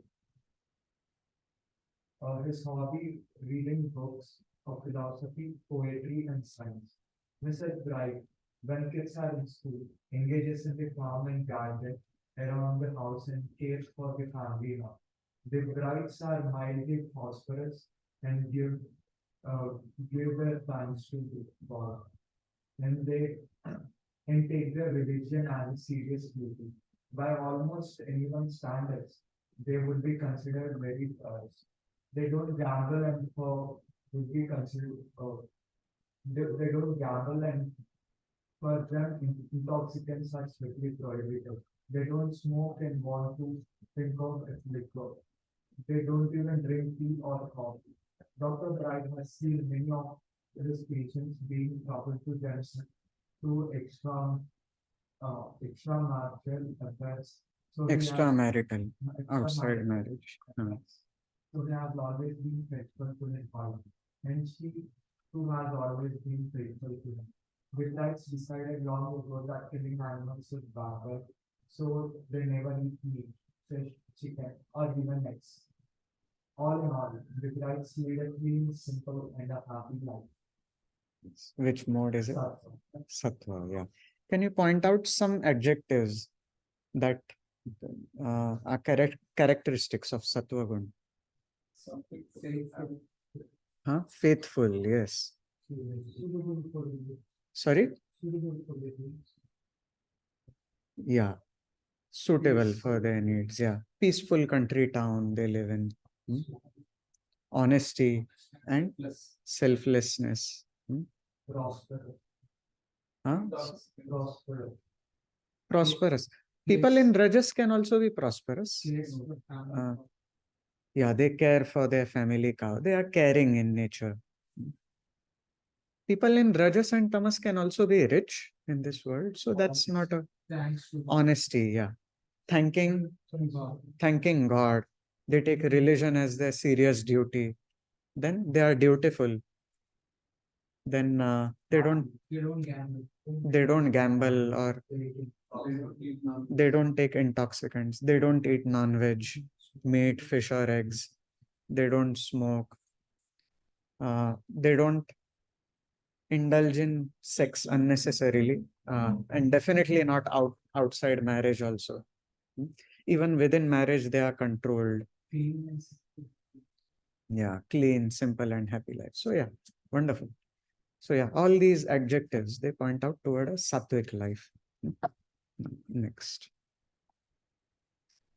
Okay, Smiths is a funny family to analyze. Would you like to? Prove? Little suburbs and stylish home filled with modern convenience. Each morning, management sends from breakfast with time to fight back into the office. That is his all day dealing with different headaches, actually positive. A hard job, but of course, he makes him to let him afford the luxury he enjoys. Money is the money, his money. The glory of his wife, he wakes up in time to see their two children wellness. Since family prestige is important to receive and sends them off to the school, he spends most of the day with the baby, the one we didn't expect is that. Either she is in the house with the TV going constantly or in the beauty salon, or sometimes it seems like forever shopping. All day the Smiths are active on the go. At night they relax, but sometimes their minds are so wound up that they can't get a good night's sleep. They quarrel with each other and sometimes they are depressed, but as Larry jokingly philosophy, there is no problem so great that it's can't solve it. On weekends, they try to act a little religious. After all, it's a matter of family to speak, but it's more or less like a social effort. Since in fact, they generally disregard the guidelines of the scriptures. Hmm. So which mode do you, Tamas? Rajas, yeah. They are not violent and neither are they lazy. They are living their own lives, but Not harm others. yeah, not harming others, but yet not a sattvic life. Yes. For how is their attitude toward any uh, place of worship or religion or religious duties? Social not taking it serious. They are not serious about it, but they just do it out of dikhane ke liye, just to show others. We are also a little religious. We also go to the temple once a week. So it's a matter of showing off for them. Then what else? Any other Rajasic characteristics do you see here? They are in comforts. They want some comforts. Workaholic. Workaholic, yeah. And Mr. Smith, he is not even dutiful. He calls his job as headache. It's a headache. And he, so yeah, it's certainly a sign that he is not dutiful. And, but yeah, money is the honey. Yeah. Yeah, nectar in the beginning, poison in the end. Yes. And then they had a baby, one they did not expect, means they are not controlled in their sexual activities also. People in Sattvagun are very much controlled, even with their own wife, with their own spouse. So, because yeah, it's a fleeting pleasure. As soon as those fluids are out, I'm a little uncomfortable using exact words, but yeah, the God has placed a feeling of regret and emptiness. God has a message here that we are not meant to be um, indefinitely caught up in these kind of activities. We are meant to seek higher pleasures. Therefore, God has put regret there. Hmm. So those who are wise, they know the futility of some temporary pleasures like this. But people in Rajogun, they cannot understand. They may not force anybody else, but yet, even with agreement, even if there's good agreement between a man and a woman, okay, we both like each other and all that, but still, Rajogun can make one lose that far-sightedness. Hmm. One can get caught up with temporary pleasures, and the Smith family, that's what we see here. It's a very fast-paced life, and Mrs. Smith also, she's constantly shopping and in beauty salon and all that. So this is indicative of Rajasic life. Hmm. You can't get Actu- to see. Yeah, they are hyperactive, so they are not peaceful. So naturally, they experience insomnia also. Hmm. So, yeah. Okay, now the leftover mode. John Dull and Betty Grumble. Their names, Betty Ganesh. yeah, Santosh. John Dull. They never got married, but lived together. In a cheap apartment in New York City. In some dirty area. John earns but peddling drugs. Religion, they decided long ago, is something they want absolutely no part of. Nothing to do with all this Bhagavad Gita and all. Krishna temple, nothing to do with it. They spend their times sleeping, at least 10 to 12 hours a day, or else getting high on drugs, feasting on beer and salad, and languishing in their apartment. For years, they have dreamed about starting a commune in Spain. But never actually did it. Only dreaming. So which mode is it? Tamas, yeah. Any characteristics you want to point out? The answer is simple, but the main purpose of this exercise is to be acquainted with all these characteristics of every guna. So, what characteristics do you see that ring bells about tamogun? Peddling drugs, yes. Living together without marriage, yes. Getting high on drugs. Getting high on drugs. Beer and salam is some type of Laziness. non-veg. Huh? Sleeping 10 to 12 hours a day. Procrastinating. Do you see procrastination here in the last sentence? They have only dreamed, but nothing turned into action. People in Rajas are active. People in Tamas are, yeah, not active. Totally irreligious. Yeah. Wonderful. But these characteristics are for any community. Yeah. They can be, yeah. In Christianity, there will be Sattvic, Rajasic, Tamasic people. In Islam, there are Sattvic, Rajasic, Tamasic people. In Sanatan Dharma also, there are Sattvic, Rajasic, Tamasic people. It's there. It boils down to individuals, not the path.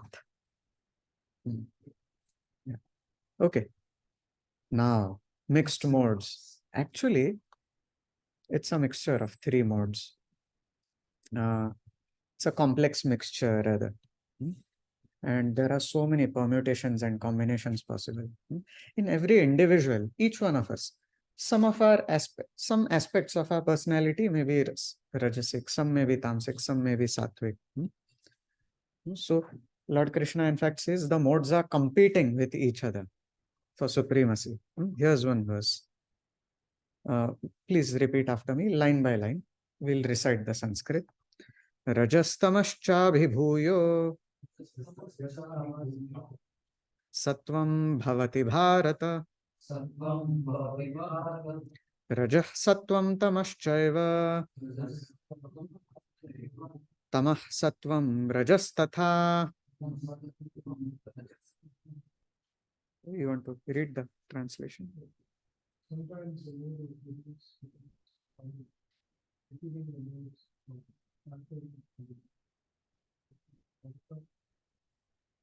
sometimes the mood. This sort of answer sometimes another times repeats like that. In this way, there is always Competition for supremacy. Yeah. Now, let's listen to one beautiful audio. Music at different times of the day.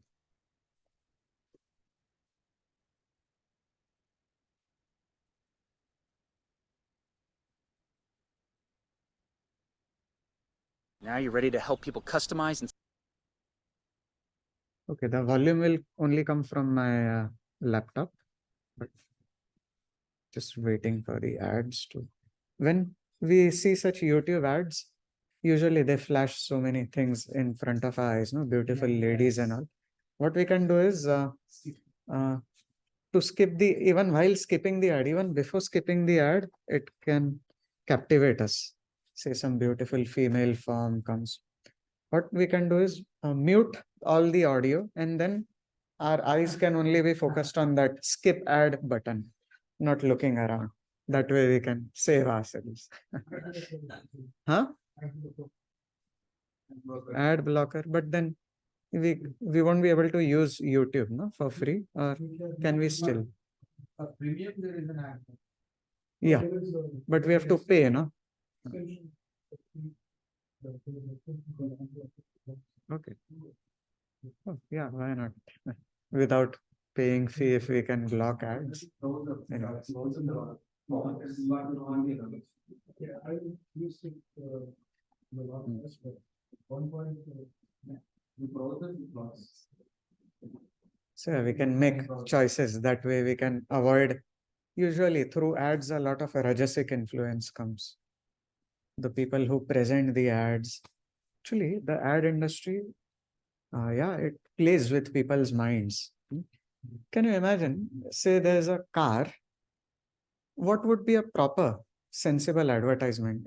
A sensible advertisement about a car would talk about the car's engine, its horsepower, this, that, features of the car, right?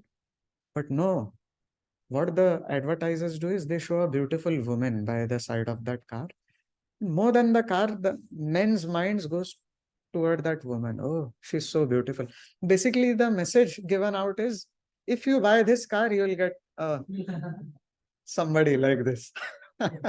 It's cheating, actually. Yeah, they play with people's minds. So many rajasic influences go into our consciousness. So we have to guard ourselves nicely. Anyways, yeah, let's. Devotional ads. We have to flood the market with devotional ads for that. Yeah. Okay, let's watch this beautiful video. Here's a monk, His Grace Vraj Vihari Prabhu. He's a monk in Mumbai, and he's sharing one nice anecdote which will make some of this topic clearer for us. Okay, now I'll turn on the volume. The title is Three Modes of Material Nature. So there are three modes: Sattva, Rajas, and Tamas. Like there is one of our neighbors here, Uday, the good friend of mine. Okay, He's a lover.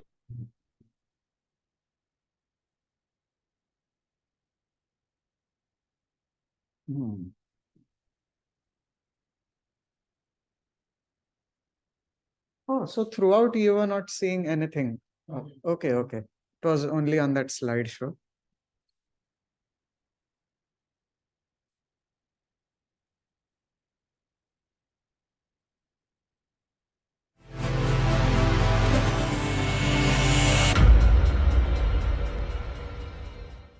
So there are three modes: Sattva, Rajas, and Tamas. Like there is one of our neighbors here, Uday, the good friend of mine. He's a lover of music. Early morning he plays Call of the Valley every day. हमको सुनाई देता है when I go up to do yoga. Pandit Shiv Kumar Sharma, Hari Prasad Chaurasia, flute, santur, and Bismillah Khan's Shehnai. Ah, beautiful, peaceful. Afternoon he plays all Pyar and all Mehbooba, all those songs, love and Bollywood numbers. And night, and that I don't understand what it is, but he told me later it is heavy metal and hard rock. It's very, very intense. It's noise, basically, not music. And then one day I met him in the road. I go for a walk at Hanging Garden. I met him there, and we were talking about. I was talking about awareness, this concept of mind. But then I told him, "Would you like to do an experiment?" Very interesting. And he was he said he was game to it. ठीक है चलो आप बोलो. तो आप ये सब music सुनते हो, आप सुबह उठ के जो है ना, वो जो 6 बजे उठता है, तो मैंने बोला कि तुम्हें जो संतूर का लगा था call of the valley, don't play that. I fed you play too. उसका एक वो था one album, he said highway to hell, वो हार्ड मेटल गाना है. And somebody said the singer is Bon Scott who made this album.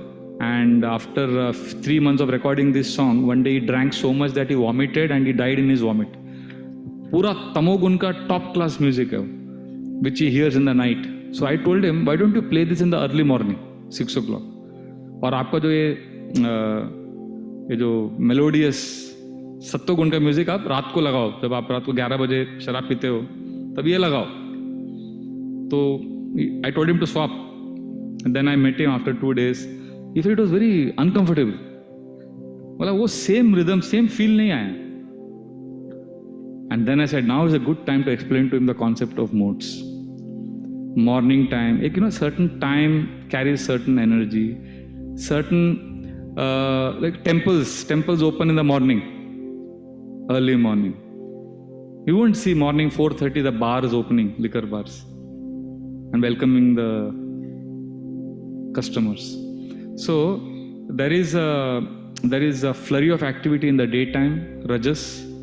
Night time there is tamas, which helps our body to take rest. Ignorance में जाता है. And early morning is generally peaceful. It's easy to be satisfied. I see in our national park, people when they see early morning, everybody is smiling. Om, kya they say? Hari Om, and they are so all smiles. And the same kind of people in the daytime, when I see, they look so insecure. They don't want to greet. They look so suspicious. एक कुछ अलग type का energy आ जाता है. Morning time you are very generous, you will give charity, and थोड़ा एक अलग एक वातावरण रहता है. So we all have these 3 modes influencing us, and these 3 modes exist in nature. And before sunrise, the mode of goodness is very prominent. I don't know if you have experienced this. If you go to some gardens or Chowpatty beach early morning, you will see Sattva-guna thoda. Then in the gardens you will find, as the day progresses, you will see college students coming, the couples coming, and you can see rajas everywhere. You can feel rajogun. Morning you feel sattva, दोपहर के time पे थोड़ा रजो, and then you will see the crows feasting on a garbage nearby, and you can feel the tamas energy sweep over you. So, and sometimes in a few seconds you can see the change of the modes. So this is very, very practical, and the way these modes are mixed and churned in our own lives, this is very, very fast. It's like it's not so simple. Like if you take a rope, you take the fiber, उसको ऐसा join करते जाते हैं तो कितना strand बन जाता है, कैसे बन जाता है वो? It becomes so complicated, but it is there, and we have this problem, and generally we are influenced by which modes? Which of the 3? Rajas and tamas. So to improve our awareness, we need to be situated in sattva.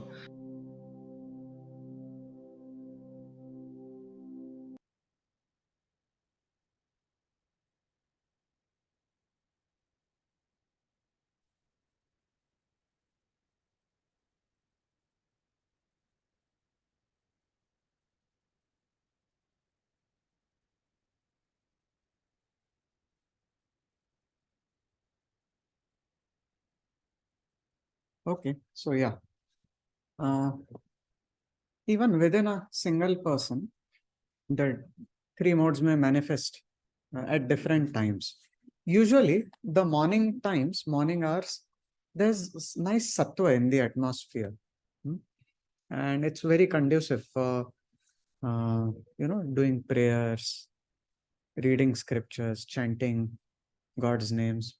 Spiritual activities are best performed in the morning. Of course, if we don't get time in the morning for some reason, it's not that we don't do our spiritual practices during the day just because the morning is gone. Then we try to cover up for it during the day. But morning time is the best. And then, daytime, rajas comes up, passion, activity. Nighttime, tamas comes. So if you see, crimes usually happen which time? Night time, yes. Early morning, have you heard? Brahma Muhurt time, when the sun is rising, birds are chirping. We don't hear so many crimes happening. But yeah, crimes happen night time usually. Tamas is prominent. So yeah, was everyone able to listen to the audio? It wasn't coming from there. The sound was coming from here. So, okay. So yeah, there was this person who would play three different types of music. In the morning, he would play sattvic music, same individual. In the afternoon, he would play rajasic music. In the evening, tamasic music. And Prabhu, Vraj Bihari Prabhu just asked him to do an experiment. Okay, can you swap? Morning time, you play that hard rock metallic music, which is tamasic. You play it in the morning, and that flute music, play it at night. And then see. And then 2 days later, he came and he said, no, it doesn't feel comfortable.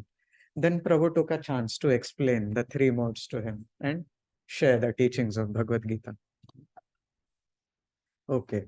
So, yeah, we'll complete our session and then start, whatever reflections you have. So, what does all this mean for us? GIGO principle. Have you heard about it? Garbage in, garbage out. So similarly, good in, good out. So whatever inputs we take in, our consciousness becomes situated in that. And then what comes out is also of that nature, of that quality. Just like that gulab jamun example. It depends which syrup you dip it into. Now the most important part is yet to come. We haven't yet come to that part where there's something higher than sattva gun. Okay, so to summarize, in sattva, one is balanced. In rajas, one is overexertive. In tamas, one is inactive. So even somebody who is working hard for their family, they need to make sure they are balanced. While earning money for the family, they need to make sure they also give time to their family. Otherwise, the purpose is lost. So, yeah. To summarize, in goodness, the characteristics are happy and balanced, passion, restless and overexertive, ignorance, helpless, inactive, frustrated, violent, destructive, and so on.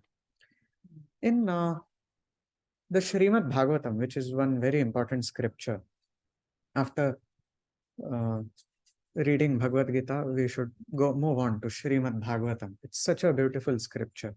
In fact, even while we are reading the Bhagavad Gita, we can dive into Srimad Bhagavatam. So, Maharaj Yudhishthir, the eldest among the Pandavas, he asks Narad Muni this question. How is it possible for a father to be so violent toward such an exalted son who was so obedient, well-behaved and respectful to his father? O Brahmana, O Master, I have never heard of such a contradiction as an affectionate father's punishing his noble son with the intention of killing him. Kindly dissipate our doubts in this regard. So whose story is being discussed here? Yeah, Prahlad. So the context is Hiranyakashipu, he calls Prahlad. Prahlad was just 5 years old. He calls him, Prahlad, come, my dear child. He was acting in a very loving way. Come, sit on my lap. Tell me, what have you learnt in your school? What is the best thing you have learned? He was expecting some broken words from his child. And he was expecting those words to be aligned with his ideologies. My son will speak what I want him to speak. My son should think the way I want him to think. Prahlad spoke something very extraordinary and very much different from what Hiranyakashipu wanted him to speak. Prahlad started glorifying God, Lord Vishnu, Lord Krishna. And he started saying how devotion to God, love for God is the goal of life. And Hiranyakashipu was so angry. He threw him down and he ordered his Jai Shri Shri Radha Gopi Vallabh ki Jai, Shri Jagannath Baldev Subhadra Maiya ki Jai, Shri Gaur Nitai ki Jai. So he ordered his soldiers to kill Prahlad. Now, what kind of love is this? In the beginning, he was showing some love. Hiranyakashipu even had tears in his eyes. He was affectionately smelling the head of Prahlad. Out of affection, sometimes elders smell the head of youngers who they are showing affection to. He was even kissing Prahlad. Suddenly, in one moment, his attitude changes and he wants to kill Prahlad. When he heard those words from Prahlad, Prahlad frankly spoke the truth that love for God is the best thing one can achieve in this human life. But Hiranyakashipu was expecting him to speak some political wisdom, how to conquer enemies, and that's what was being taught in those demon schools. But Prahlad spoke the message of devotion. So he immediately threw him down. In which mode would you categorize this kind of love? Tamas, yeah. Rajas and tamas, yeah. Mainly tamas, yeah. Yeah, right. So, now, okay, that was just an example. Now, actually, Lord Krishna calls all the three modes as ropes that bind a soul to this world. So even Sattvagun, now this may come as a little shock. Even Sattvagun, is it binding to this world? Yes. Sattvagun can also bind one to this world. So actually what Lord Krishna is recommending is rising above all three modes. Because Sattvagun is also like a chain around us. But even though, albeit it's a golden chain, golden colored chain, but it is still considered a shackle. From a spiritual perspective, it's still considered a hatkadi, binding us to this world. So of course, when we are living in this world at a functional level, Sattvagun is what we should live in. But Lord Krishna is saying, don't make that as your ultimate goal. So basically, Lord Krishna is saying, Sattvagun is good, but don't let good eclipse the best. What does eclipsing something mean? When you are trying to view something, but something comes in between, it blocks your view of that higher object. Therefore, we have solar eclipse, lunar eclipse, right? So, good is good, but don't let good eclipse the best. Meaning, don't let good block your vision of the best. Sattvagun is good, but not the highest. There is something higher than that. So Lord Krishna is urging us not to let Sattvagun block our vision of the best, the highest. So what is that highest? In second chapter, 45th verse, let's recite this verse. Please repeat after me. Traigunya Vishaya Veda Nistraigunya Bhavarjuna Nirdvandvo Nitya Sattvastho Niryogakshema Atmavan. Could someone read the translation, please? So let us see mainly the subject of the three modes of material nature for Arjuna become transcendental in three ways. We feel from all duality from all the anxieties for gain and safety, and we establish wisdom. Yeah. What is Lord Krishna saying? Transcend the three modes. Meaning go beyond the three modes. Means Lord Krishna is urging us to go beyond Sattvagun also. So what is there beyond Sattvagun? When we think that this world is the only reality, this world is the all in all, yeah, then our vision can get clouded. Okay, then Sattva Gun is the highest here in this world. Lord Krishna is saying there's something higher than Sattva Gun, which is beyond this world. And what is that? He calls it Nitya Sattva. Or in scriptures, it is also called as Shuddha Sattva. It is basically pure goodness, meaning spiritual goodness, goodness at spiritual platform. So in this context, it's worth discussing two examples here. So one we can see, and the analogy of an aeroplane. So Sattva Gun is like a smooth runway on which the airplane can run for some time. Rajogun is like a rough street. An airplane cannot run on these streets because these streets, they are rough relatively. And Tamogun means no street at all, a rough, muddy patch of road. There's no question of moving forward. Even cars cannot move forward. So Tamogun is like that. Sattva Gun is like a smooth runway on which the airplane can move swiftly and smoothly. But then, is the goal of the airplane just to stay on the runway? What is the goal? To take off. So the goal of living in Sattva Gun is not just to stay caught up there. The goal is to take off. Take off where?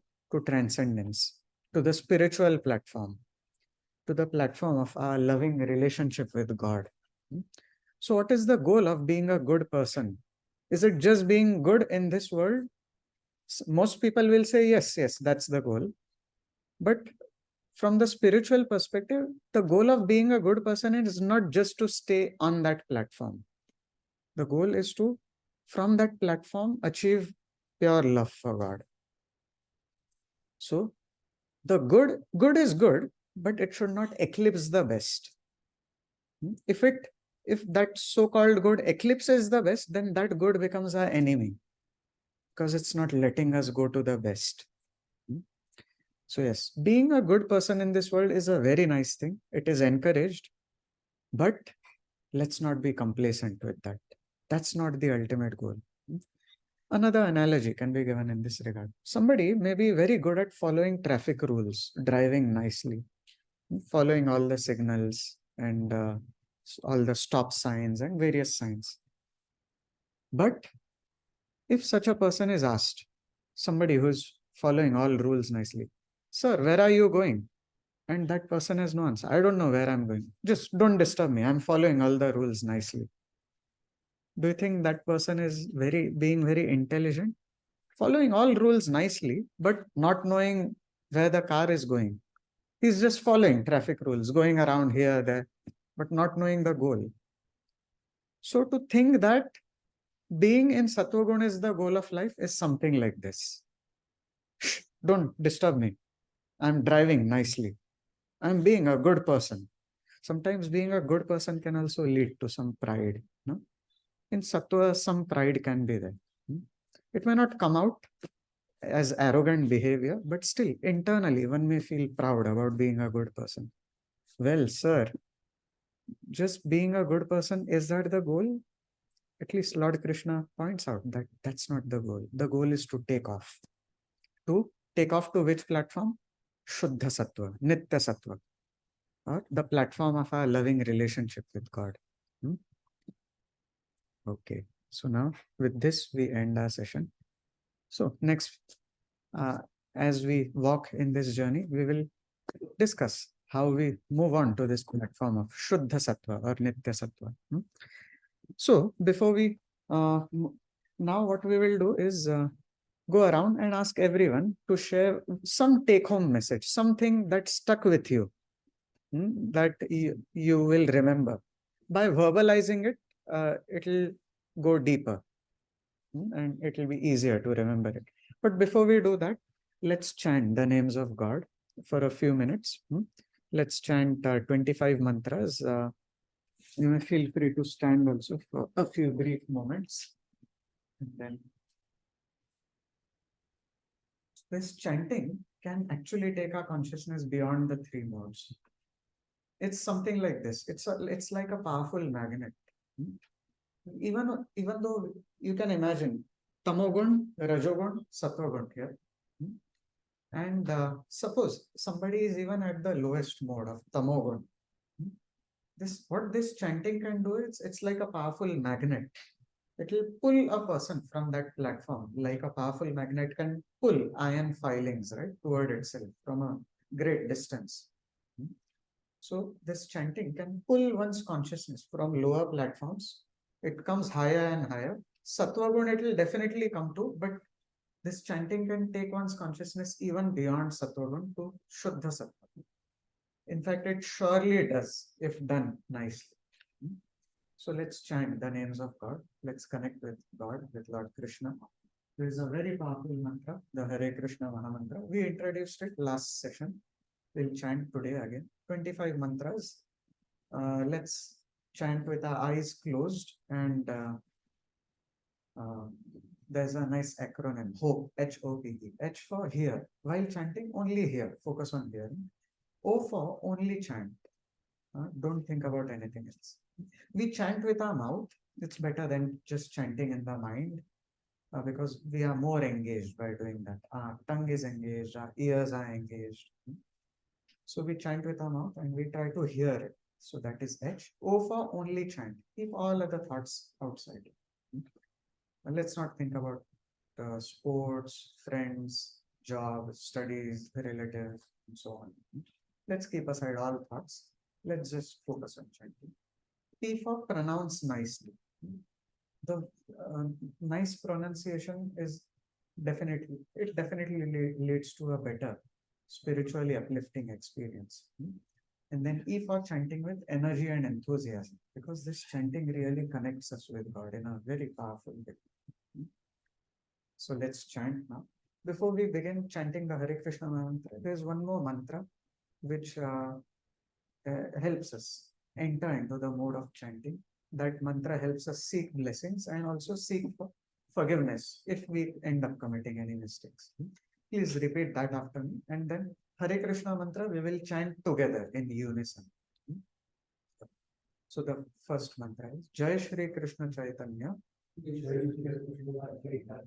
Prabhu Nityananda Shri Advaita Gadadhar Shri Vasadi Gaura Bhakta Vrinda.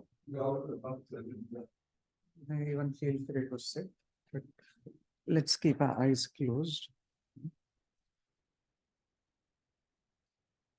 Let's begin chanting. Hare Krishna, Krishna Krishna, Hare Hare, Hare Rama, Rama Rama, Hare Hare. Hare Krishna, Krishna Krishna, Hare Hare, Hare Rama, Rama Rama, Hare Hare. Hare Krishna, Krishna Krishna, Hare Hare, Hare Rama, Rama Rama, Hare Hare. Hare Krishna, Krishna Krishna, Hare Hare, Hare Rama, Rama Rama, Hare Hare. Hare Krishna, Krishna Krishna, Hare Hare, Hare Rama, Rama Rama, Hare Hare. Hare Krishna, Krishna Krishna, Hare Hare, Hare Rama, Rama Rama, Hare Hare. Hare Krishna, Krishna Krishna, Hare Hare,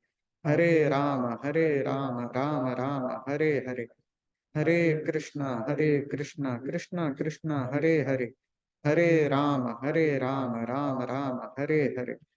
Hare Krishna, Krishna Krishna, Hare Hare, Hare Rama, Rama Rama, Hare Hare.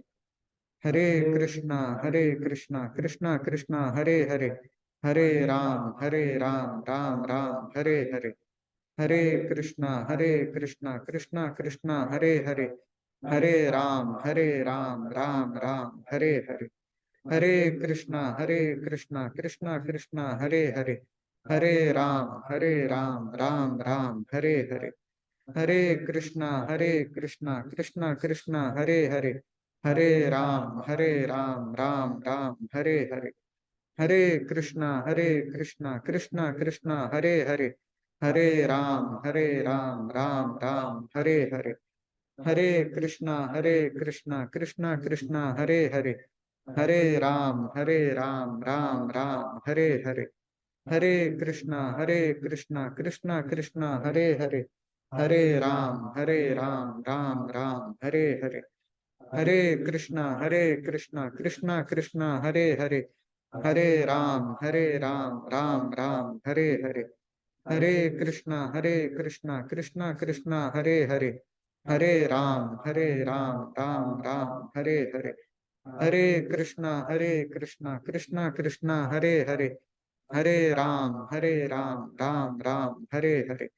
Hare Krishna, Krishna Krishna, Hare Hare. Hare Ram, Ram Ram, Hare Hare. Hare Krishna, Krishna Krishna, Hare Hare. Hare Ram, Ram Ram, Hare Hare. Hare Krishna, Krishna Krishna, Hare Hare. Hare Ram, Ram Ram, Hare Hare. Hare Krishna, Krishna Krishna, Hare Hare. Hare Ram, Ram Ram, Hare Hare. Hare Krishna, Krishna Krishna, Hare Hare.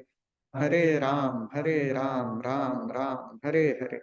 Hare Krishna, Krishna Krishna, Hare Hare. Hare Ram, Ram Ram, Hare Hare. Hare Krishna. Krishna Krishna, Hare Hare. Hare Ram, Ram Ram, Hare Hare. Okay, now we could keep our eyes closed and chant in our mind 3 times and then slowly open our eyes.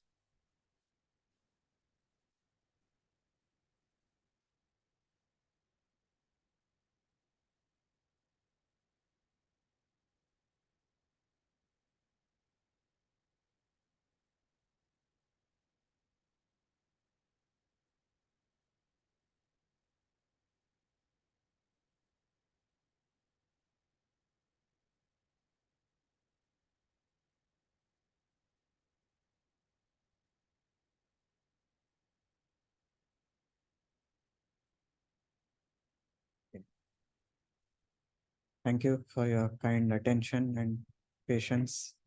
You have been tolerating me.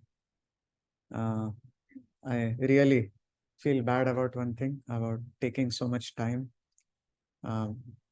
Yeah, I'm usually bad at keeping that promised time frame.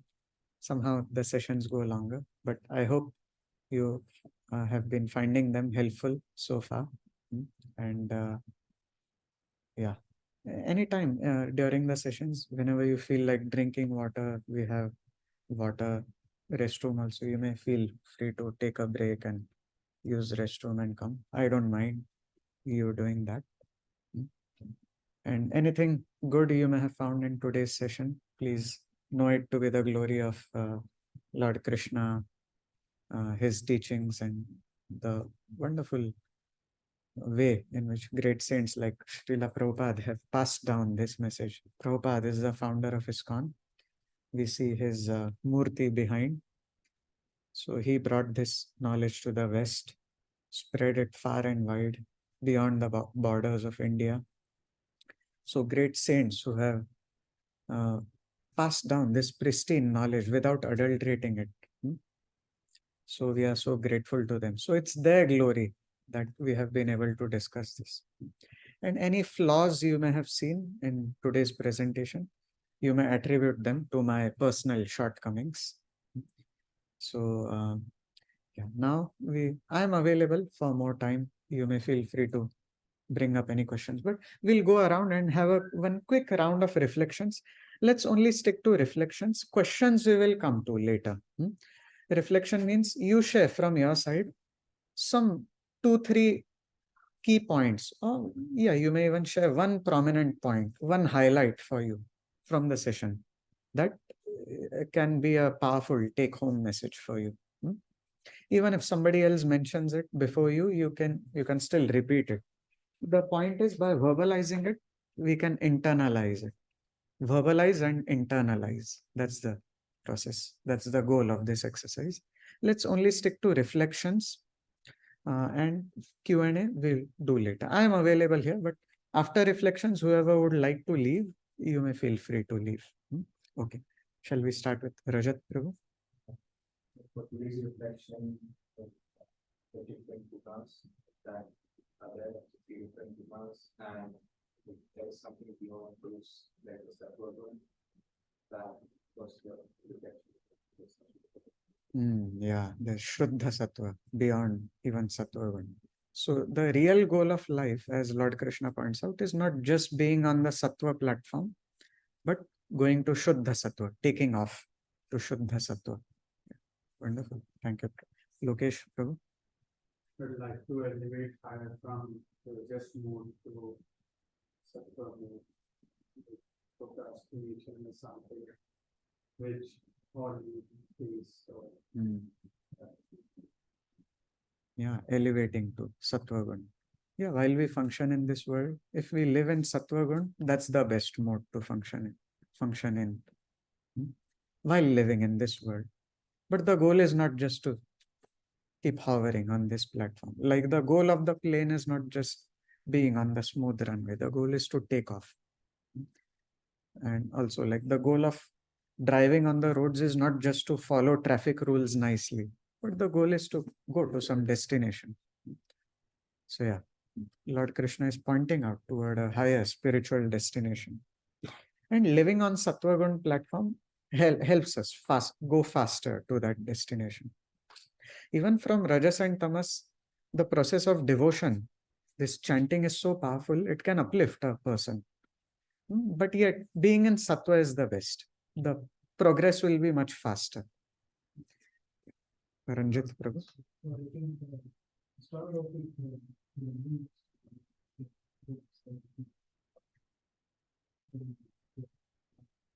how the internal factors, external factors.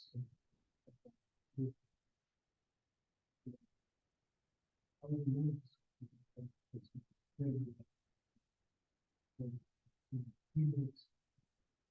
How you do different aspects.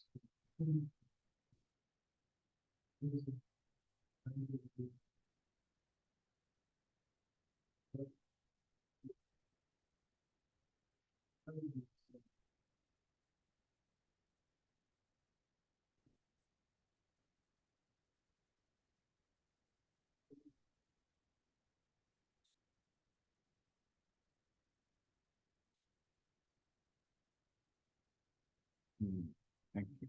Also the different people.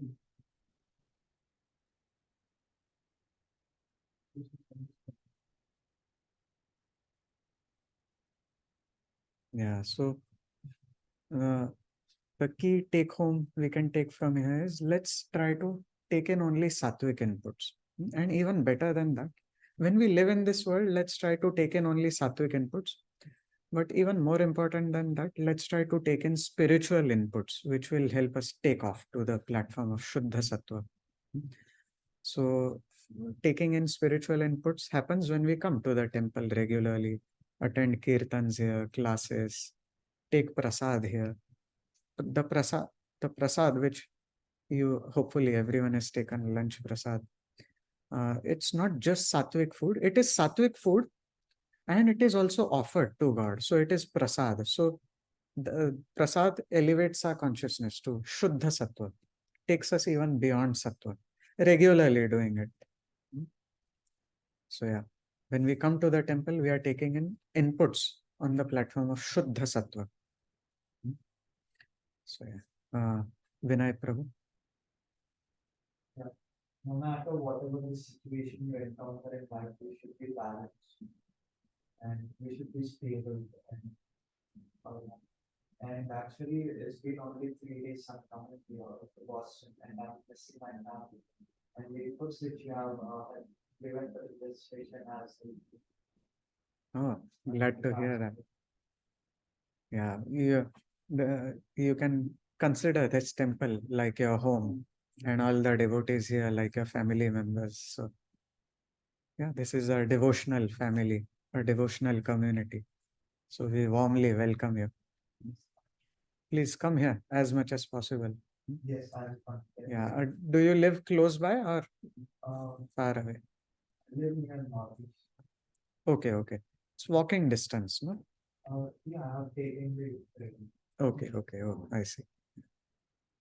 Yeah, you're welcome to come as often as you can.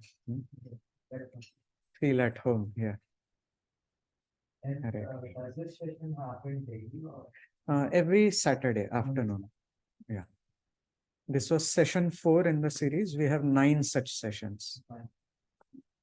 By the 9th session, we'll have clarity on how to take off and what is that higher platform of Shuddha Sattva.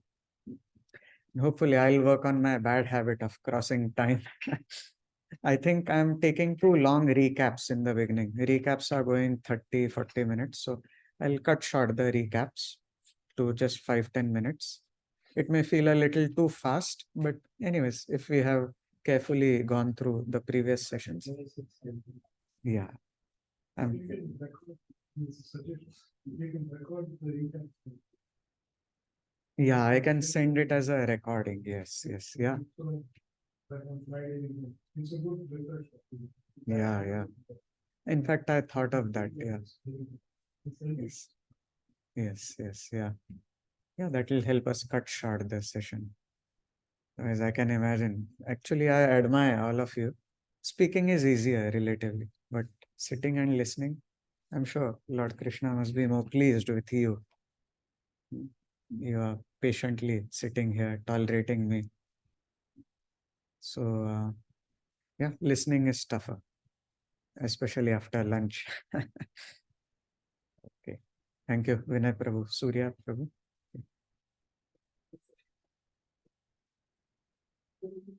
Situation based on the outcome of the day, in the morning and the afternoon, evening, night. So, is in the mornings, so people are taking those kind of situations. They're taking those factors. So after the afternoon is like today, it will be like Rajas is like a little bit quiet, a little bit over is like happening over pretty stress. So after the Tamas is like so very arrogant, very violent. So those kind of people. So what's the situation is the big wants to help those people to come out from those situations, to come out. Characteristics what makes it we are facing it. Beyond that also the spiritual thing is that so that helps us to come out from this all what I Yeah. Yeah, and in fact, if we have full permission to, Lord Krishna is giving us full permission to directly subscribe to Shuddha Sattva. It's not that, oh, if I'm currently in Tamas or Rajas, I have to first come to Sattva and only then I can subscribe to Shuddha Sattva. We can subscribe to Shuddha Sattva no matter where we are. And yeah, the platform of Shuddha Sattva is so pure. The platform of connecting with God is so pure. By default, even without making extra endeavor, we'll come to Sattva. It's like that analogy I gave. Tamas, Rajas, Sattva, and powerful magnet above that. It'll pull us. So naturally, while we are rising above, we'll come to Sattva without any extra endeavor. So best is to subscribe to Shuddha Sattva and not just Sattva. And Shuddha Sattva is anyways included in Shuddha Sattva. Sattva is like a subset of Shuddha Sattva. Yeah. Okay. Hare Krishna, Prabhu.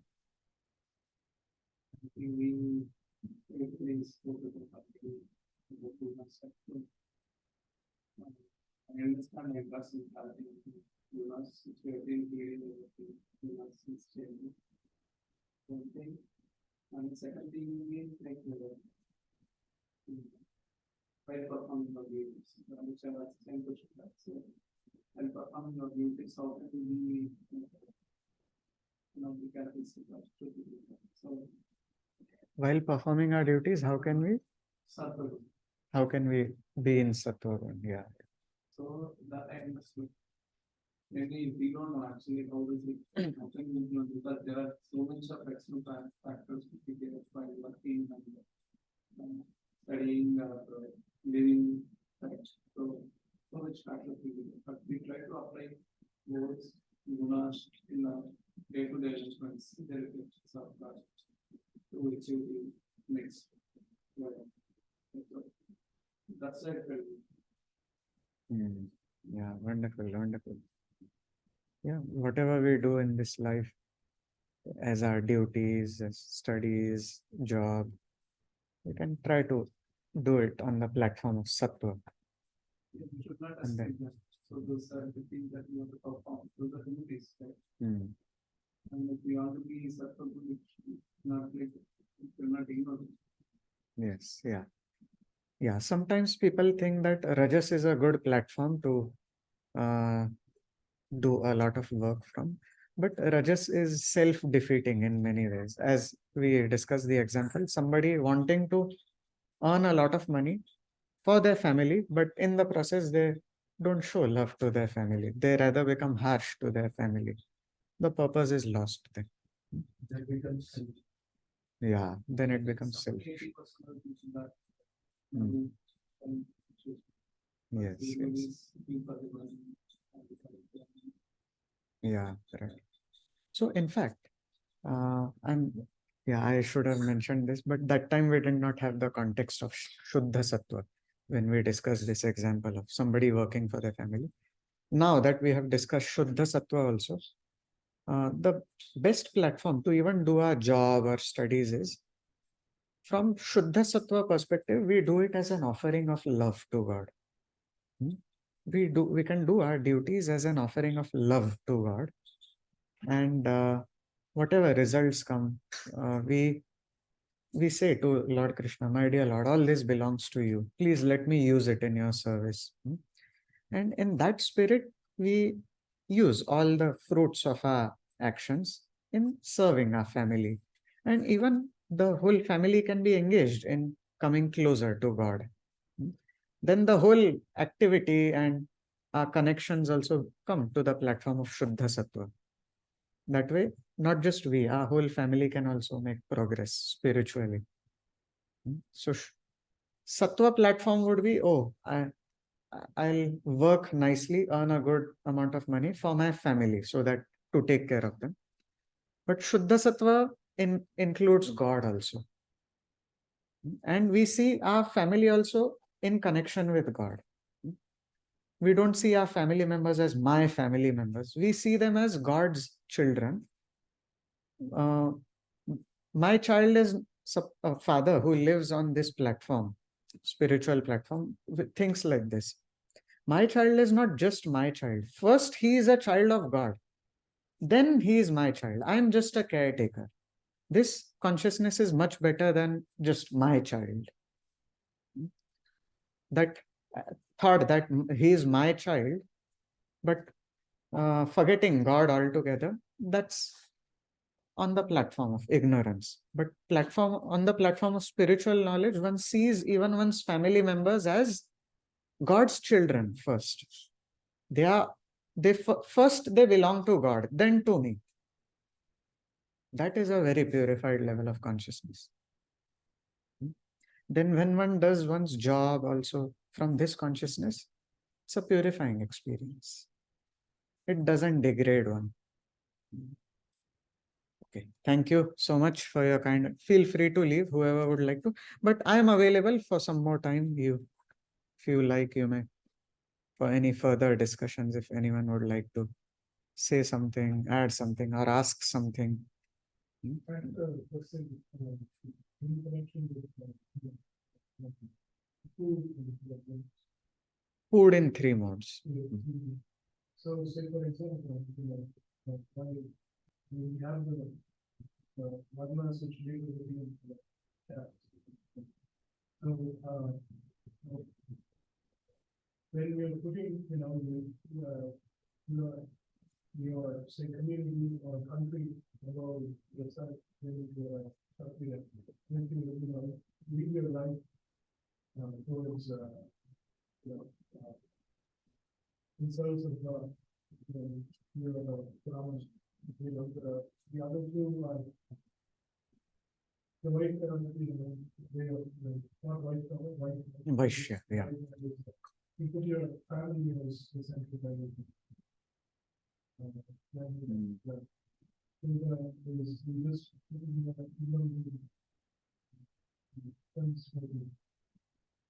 Very. Sorry to interrupt you. By the way, before I forget, next weekend we have a nice camp. We are going to a place in Connecticut. I had announced about it last time as well. This camp will be a nice. It's a long weekend. Therefore, it's a public holiday all over the US. So I think it's Friday, Saturday, Sunday, or Saturday, Sunday, Monday. I'll let you know the exact dates. We'll go to Connecticut. It's a men-only camp and very spiritually absorbing. We can put aside all our tensions and anxieties, and there's hardly any fee, just $25. It includes our stay, and prasad is anyways free. So all our meals will also be taken care of. Nice prasad will be cooked. So 3 days we just go to a nice natural scenic place and immerse ourselves in. There'll be two monks who are going to come soon next week. They are coming from India, and yeah, they'll be connecting with us, giving us relevant talks, and not just talks. Relatively, our Gita in a nutshell you may find monotonous relatively, because it's more or less just a discussion and a session. But there in the camp, we'll have nice activities also, like dramas. We'll enact some dramas, and we carry very powerful spiritual memories from such camps. So I would highly, highly recommend each one of you to join. If $25 also feels too much for somebody, say you're not earning or somehow struggling with finances, that's okay. One of us will sponsor that. The main thing is not the money part, but yeah.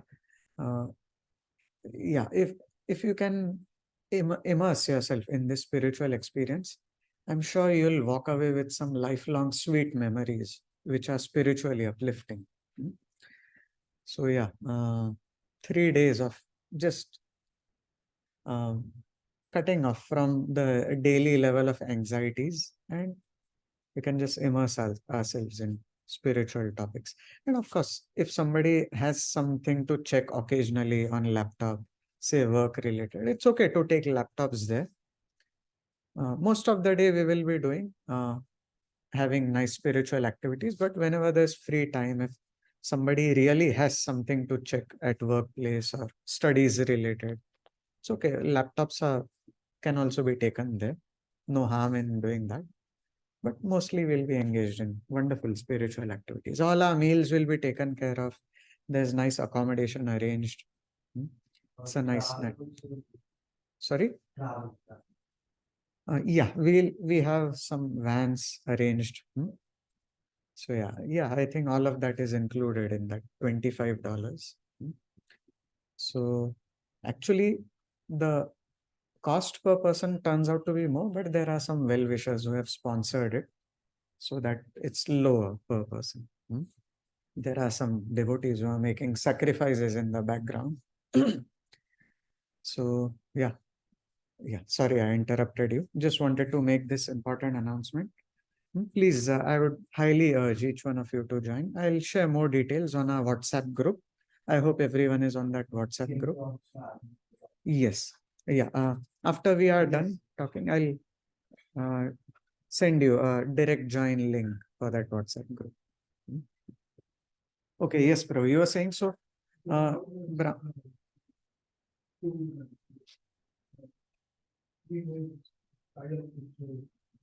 Lifestyle of Brahmanas, Kshatriyas, Vaishyas.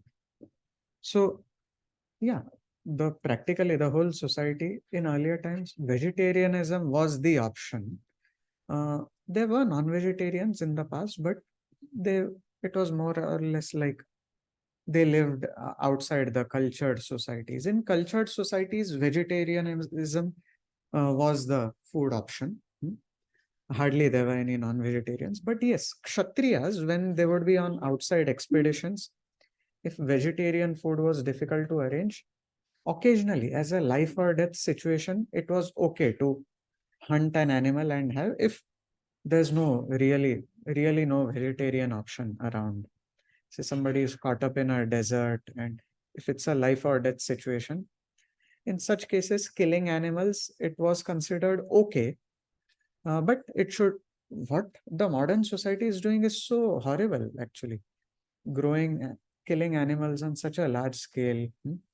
And very often the justification given is food chain. We are helping maintain the food chain. Where's the question of food chain? Slaughterhouses don't help maintain any food chain. Food chain is basically, yeah, deers eat herbs, tigers eat deer, this eats that. Huh? But human beings don't contribute to any food chain by opening mass slaughterhouses. It's actually destroying the society. It's destroying there are studies also, so much carbon footprint, so much the vegetarian food that goes into feeding an animal before it is grown up and slaughtered and little bit of flesh is derived from it. That vegetarian food could have fed so many more people. So yeah, so many reasonings are there. So yeah, what slaughterhouses are doing is it's totally unacceptable. It's horrible actually. It's degrading for the society, spiritually very degrading. It brings upon heavy karma for the whole society. You know, in the past, Chicago, it still happens to be one of the greatest producers of beef. So many cows are killed there in Chicago. In the past, a heavy karmic reaction had come in that form. One cow, actually, in more than 100 years ago, or maybe over the past century, I don't know the exact timeline. So many cows are killed there, and one cow, what happened one fine day? There was some flame burning somewhere. One cow happened to hit that, and that flame fell and it started burning the grass around. And of course, those cows were anyways going to be slaughtered. So instead of being slaughtered, they died in that fire, but that fire consumed practically most of the city. This is the end Chicago's history. So yeah, heavy karma came upon the whole city. We are yet to discuss the laws of karma. It's there in one of the future sessions. But yeah, slaughterhouses don't help maintain any food chain or anything. So for human society, the recommended food is vegetarian food, sattvic food, and best is food offered to God. We never offer any flesh to God. So yeah, in dire situations like life or death, somebody is going to die and there are no vegetarian options around, then in such cases, killing an animal won't incur any karmic consequence. So Kshatriyas, when they would be on some important mission somewhere, and if caught up in a place where there's no food, yeah, it's not considered sinful. But to do it on a large scale, open slaughterhouses and all, it's very horrible actually. Yeah. So, you go on a trip, Just story with that. It's do that be outside something that no, for protein options also, there are so many vegetarian, vegan options now. Because the veganism is on the rise, they are discovering so many. Yeah, there's pea protein, whey protein. So everything is there in vegetarian food. We really don't have to turn toward non-vegetarians. so do that still be started. If it's plant-based, then it will be started. Yes, now with age, too much protein can sexually agitate a person. It can lead to semen loss. And in the Vedic scriptures, there's so much importance given to brahmacharya, protecting our semen. No ladies here, so I'm freely speaking. So there's so much importance given to protecting our semen. Actually, that makes one more manly, not losing semen. So Brahmacharya has been given a lot of importance, and yeah, one can procreate better children, those who have followed Brahmacharya. Hmm. And that semen, which is held inside and protected, it nourishes the brain and other body. Such people develop better memory. Their speech has power. Their speech has an impact on listeners, those who follow, those who protect their semen and follow Brahmacharya. So too much protein can lead to semen loss, but yet some protein is required. Otherwise, at least when somebody is growing or yeah, the muscles need protein. At least in youth, protein is required because if the muscles don't are deprived of protein, then later on, as one ages, it can create problems. So we have to decide what is the right balance for us. Protein is required for the body, but too much protein can sexually agitate a person. Then it goes into rajas levels. Just like masalas, to some extent, it's okay. But rajas means bhar ke masala, too much masala, that goes into rajas. Slight spicing doesn't make food rajasic. It can still be sattvic food can have some spices, but excess can make it rajasic.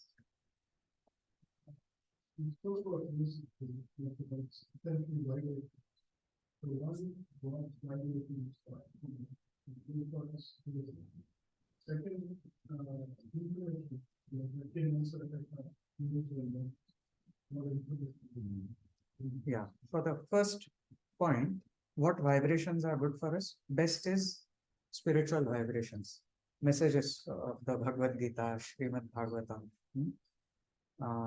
spiritual topics like the discussion we are having today, topics glorifying God, God's holy names. We just chanted the Hare Krishna Mahamantra. These are the best sound vibrations for us. And when we are functioning at a daily level outside, we want to make sure we don't take in rajasic and tamasic vibrations like criticism of somebody, gossip. Gossip is rajasic. Silence is better than gossip, but glorification of God is better than silence also. So yeah, you can think of it like this. Silence is better than just gossip. Gossip is also of two categories. Negative gossip about somebody, ye aisa hai, waisa hai, criticism of somebody. That's negative. It's more tamasic. But even useless gossip. Oh, we went there, we did this. You may have seen talkative people, no? Chalte rehte. The mouth keeps on going. That is rajasic nonsense. But silence is more towards sattva. It's not that sattvic people don't talk, but when they talk something meaningful. But higher than even sattvic talk or higher than silence is glorification of God. When God is being glorified, yeah, we can talk as much as there are no bounds there. It's on the platform of Shuddha Sattva. So simple to put. Silence is better than gossip, but Krishna Katha or glorification of God is better than silence. Any medical device or pharmaceutical industry, we have animal trials. In this part of industry, they say that it's animal sacrifice, but it helps the millions of Yeah. people. yeah. How you know that. Yeah, it's a little gray zone. Yes, if by killing one animal, if many others can be saved, okay, that killing is not really killing. We are not killing with some sadistic pleasure or anything. Say there's a snake here. Even though this is a temple, we should kill the snake.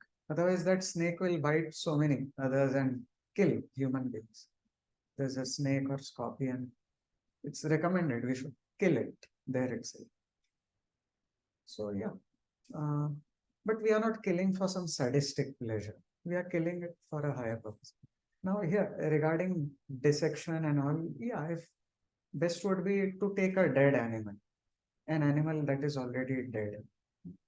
Sometimes some musical instruments are made out of the skin of either deer or cows also, but that is not, they are not specifically killed for that. It's not a slaughterhouse type business. Say some animal has already died, you pick it up and use it in some positive, use the remnants in some positive constructive purpose. It's okay. Like in some cultures, when even when human beings die, the bodies are kept for vultures to come and eat. Hmm? So the dead body, if it can be used for some service, why not? But to take a living person, and that we have to be very careful. Yeah, there in the past there were some sacrifices where if some sacrifice was done and a human being sacrificed his life, many others could be benefited by that. So in Ramayana, there is one such story. And the king who was performing such a sacrifice, he was looking for some human being. Are you ready? Are you ready to die to benefit others? So one person agreed finally. Um, and then, but that king was taking that person. He hadn't forced him in any way. He just was requesting, okay, are you ready to die for others' benefit? Then, yeah, he was being taken. But then he somehow found a nice win-win solution where the sacrifice also completed successfully. The yagya, by sacrifice I mean yagya. Uh, and that human being also did not have to be offered. So we go monks there.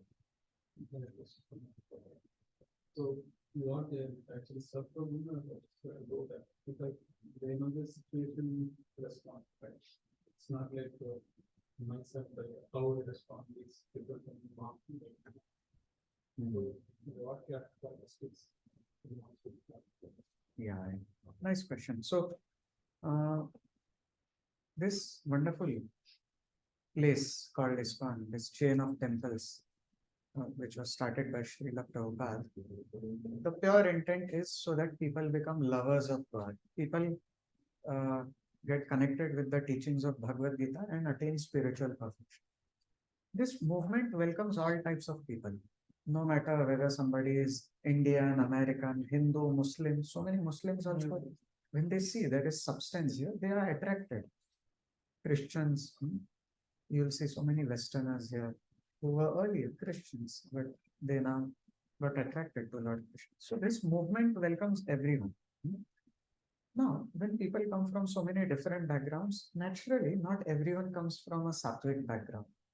Some people come from very sattvic cultures. They have nice upbringing, nice family situation. But some people come from not such good family backgrounds. But they may also come and they may be inspired to dedicate their lives. And some such people take to monkhood also. So in such cases, what happens is initially their behavior may be more in the modes which they are already conditioned to. So their behavior may look a little rough.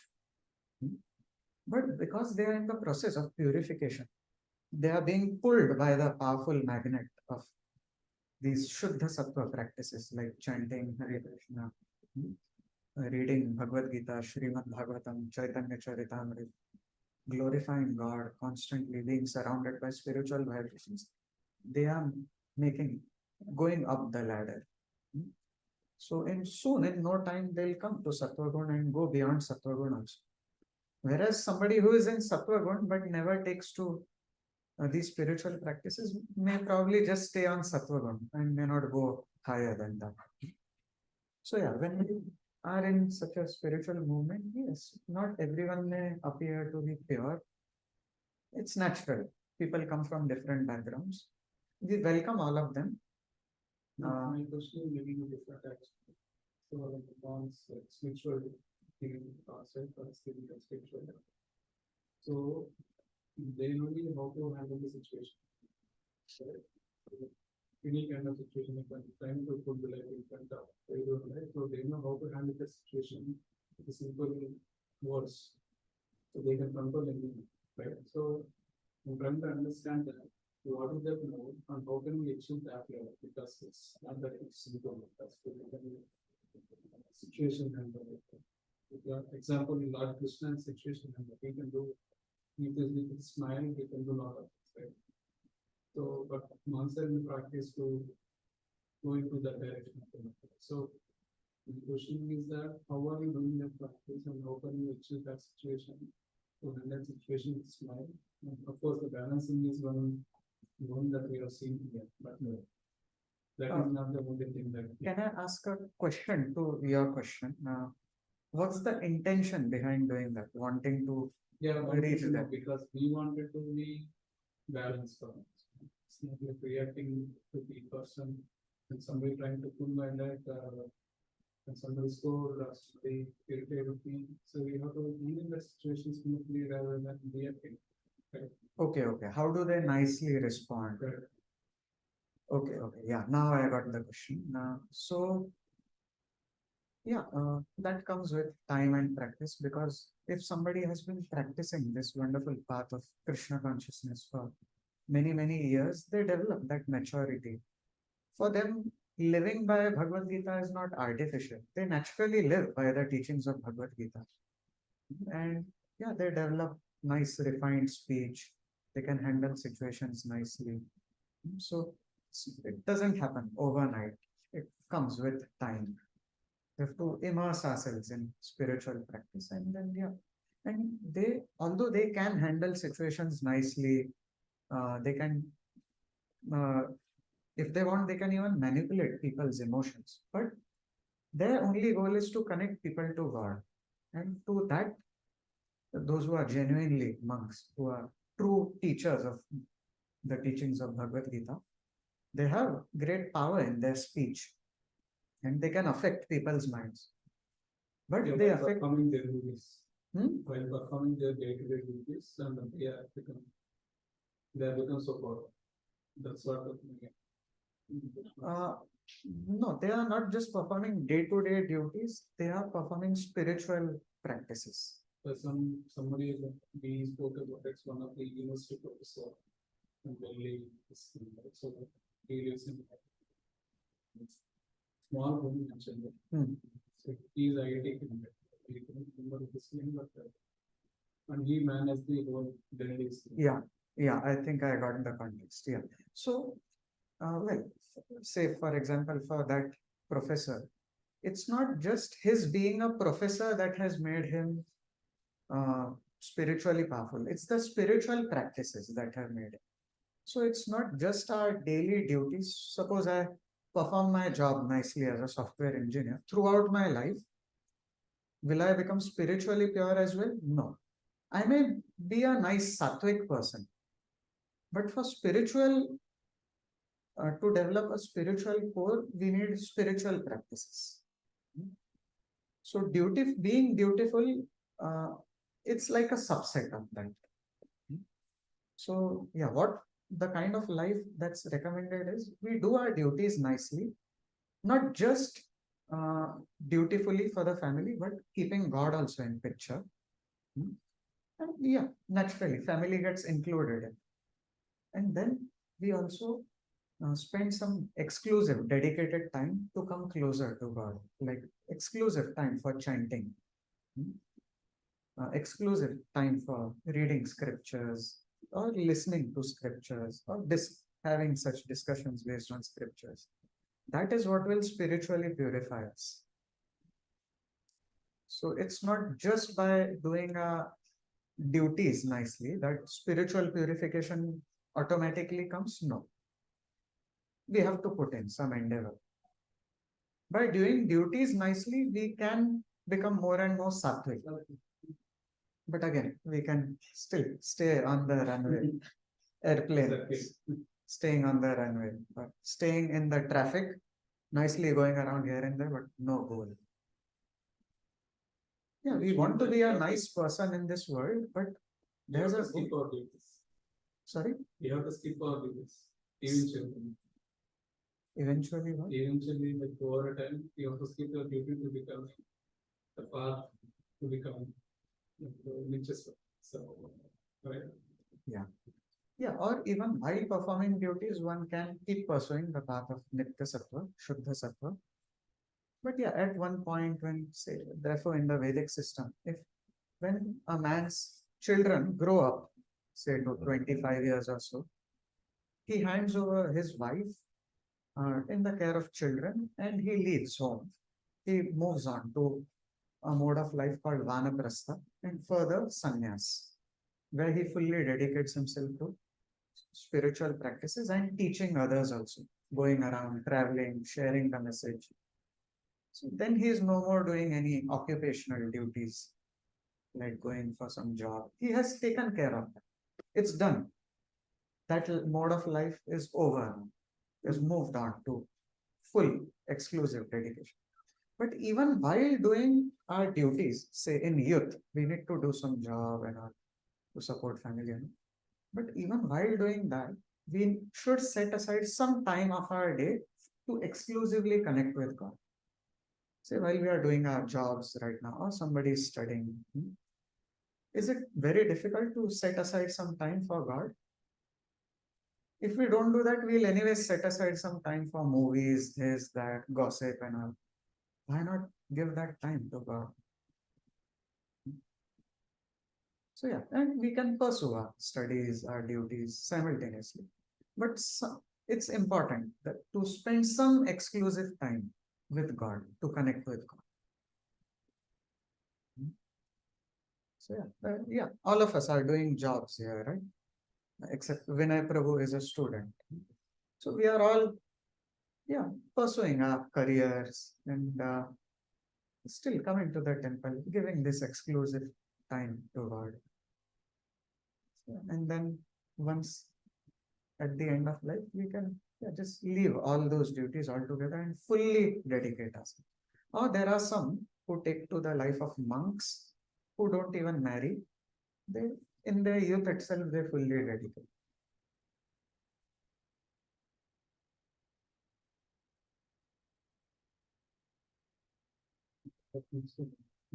Yeah, we are all learning. I'm also getting to learn so much from this discussion.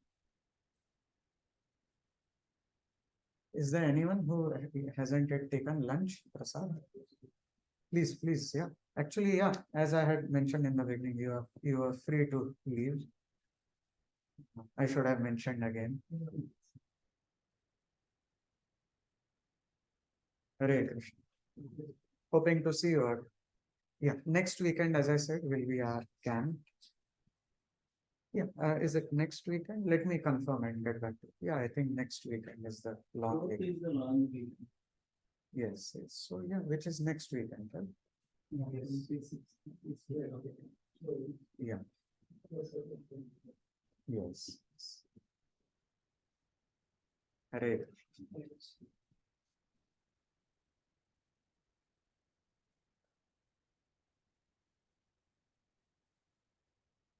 Usually in even in the past when I have done this session on modes and modes, lots of questions come, so the session goes longer.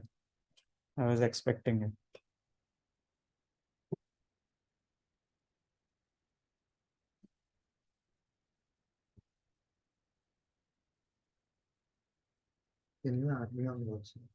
Oh yes, I'll just do it.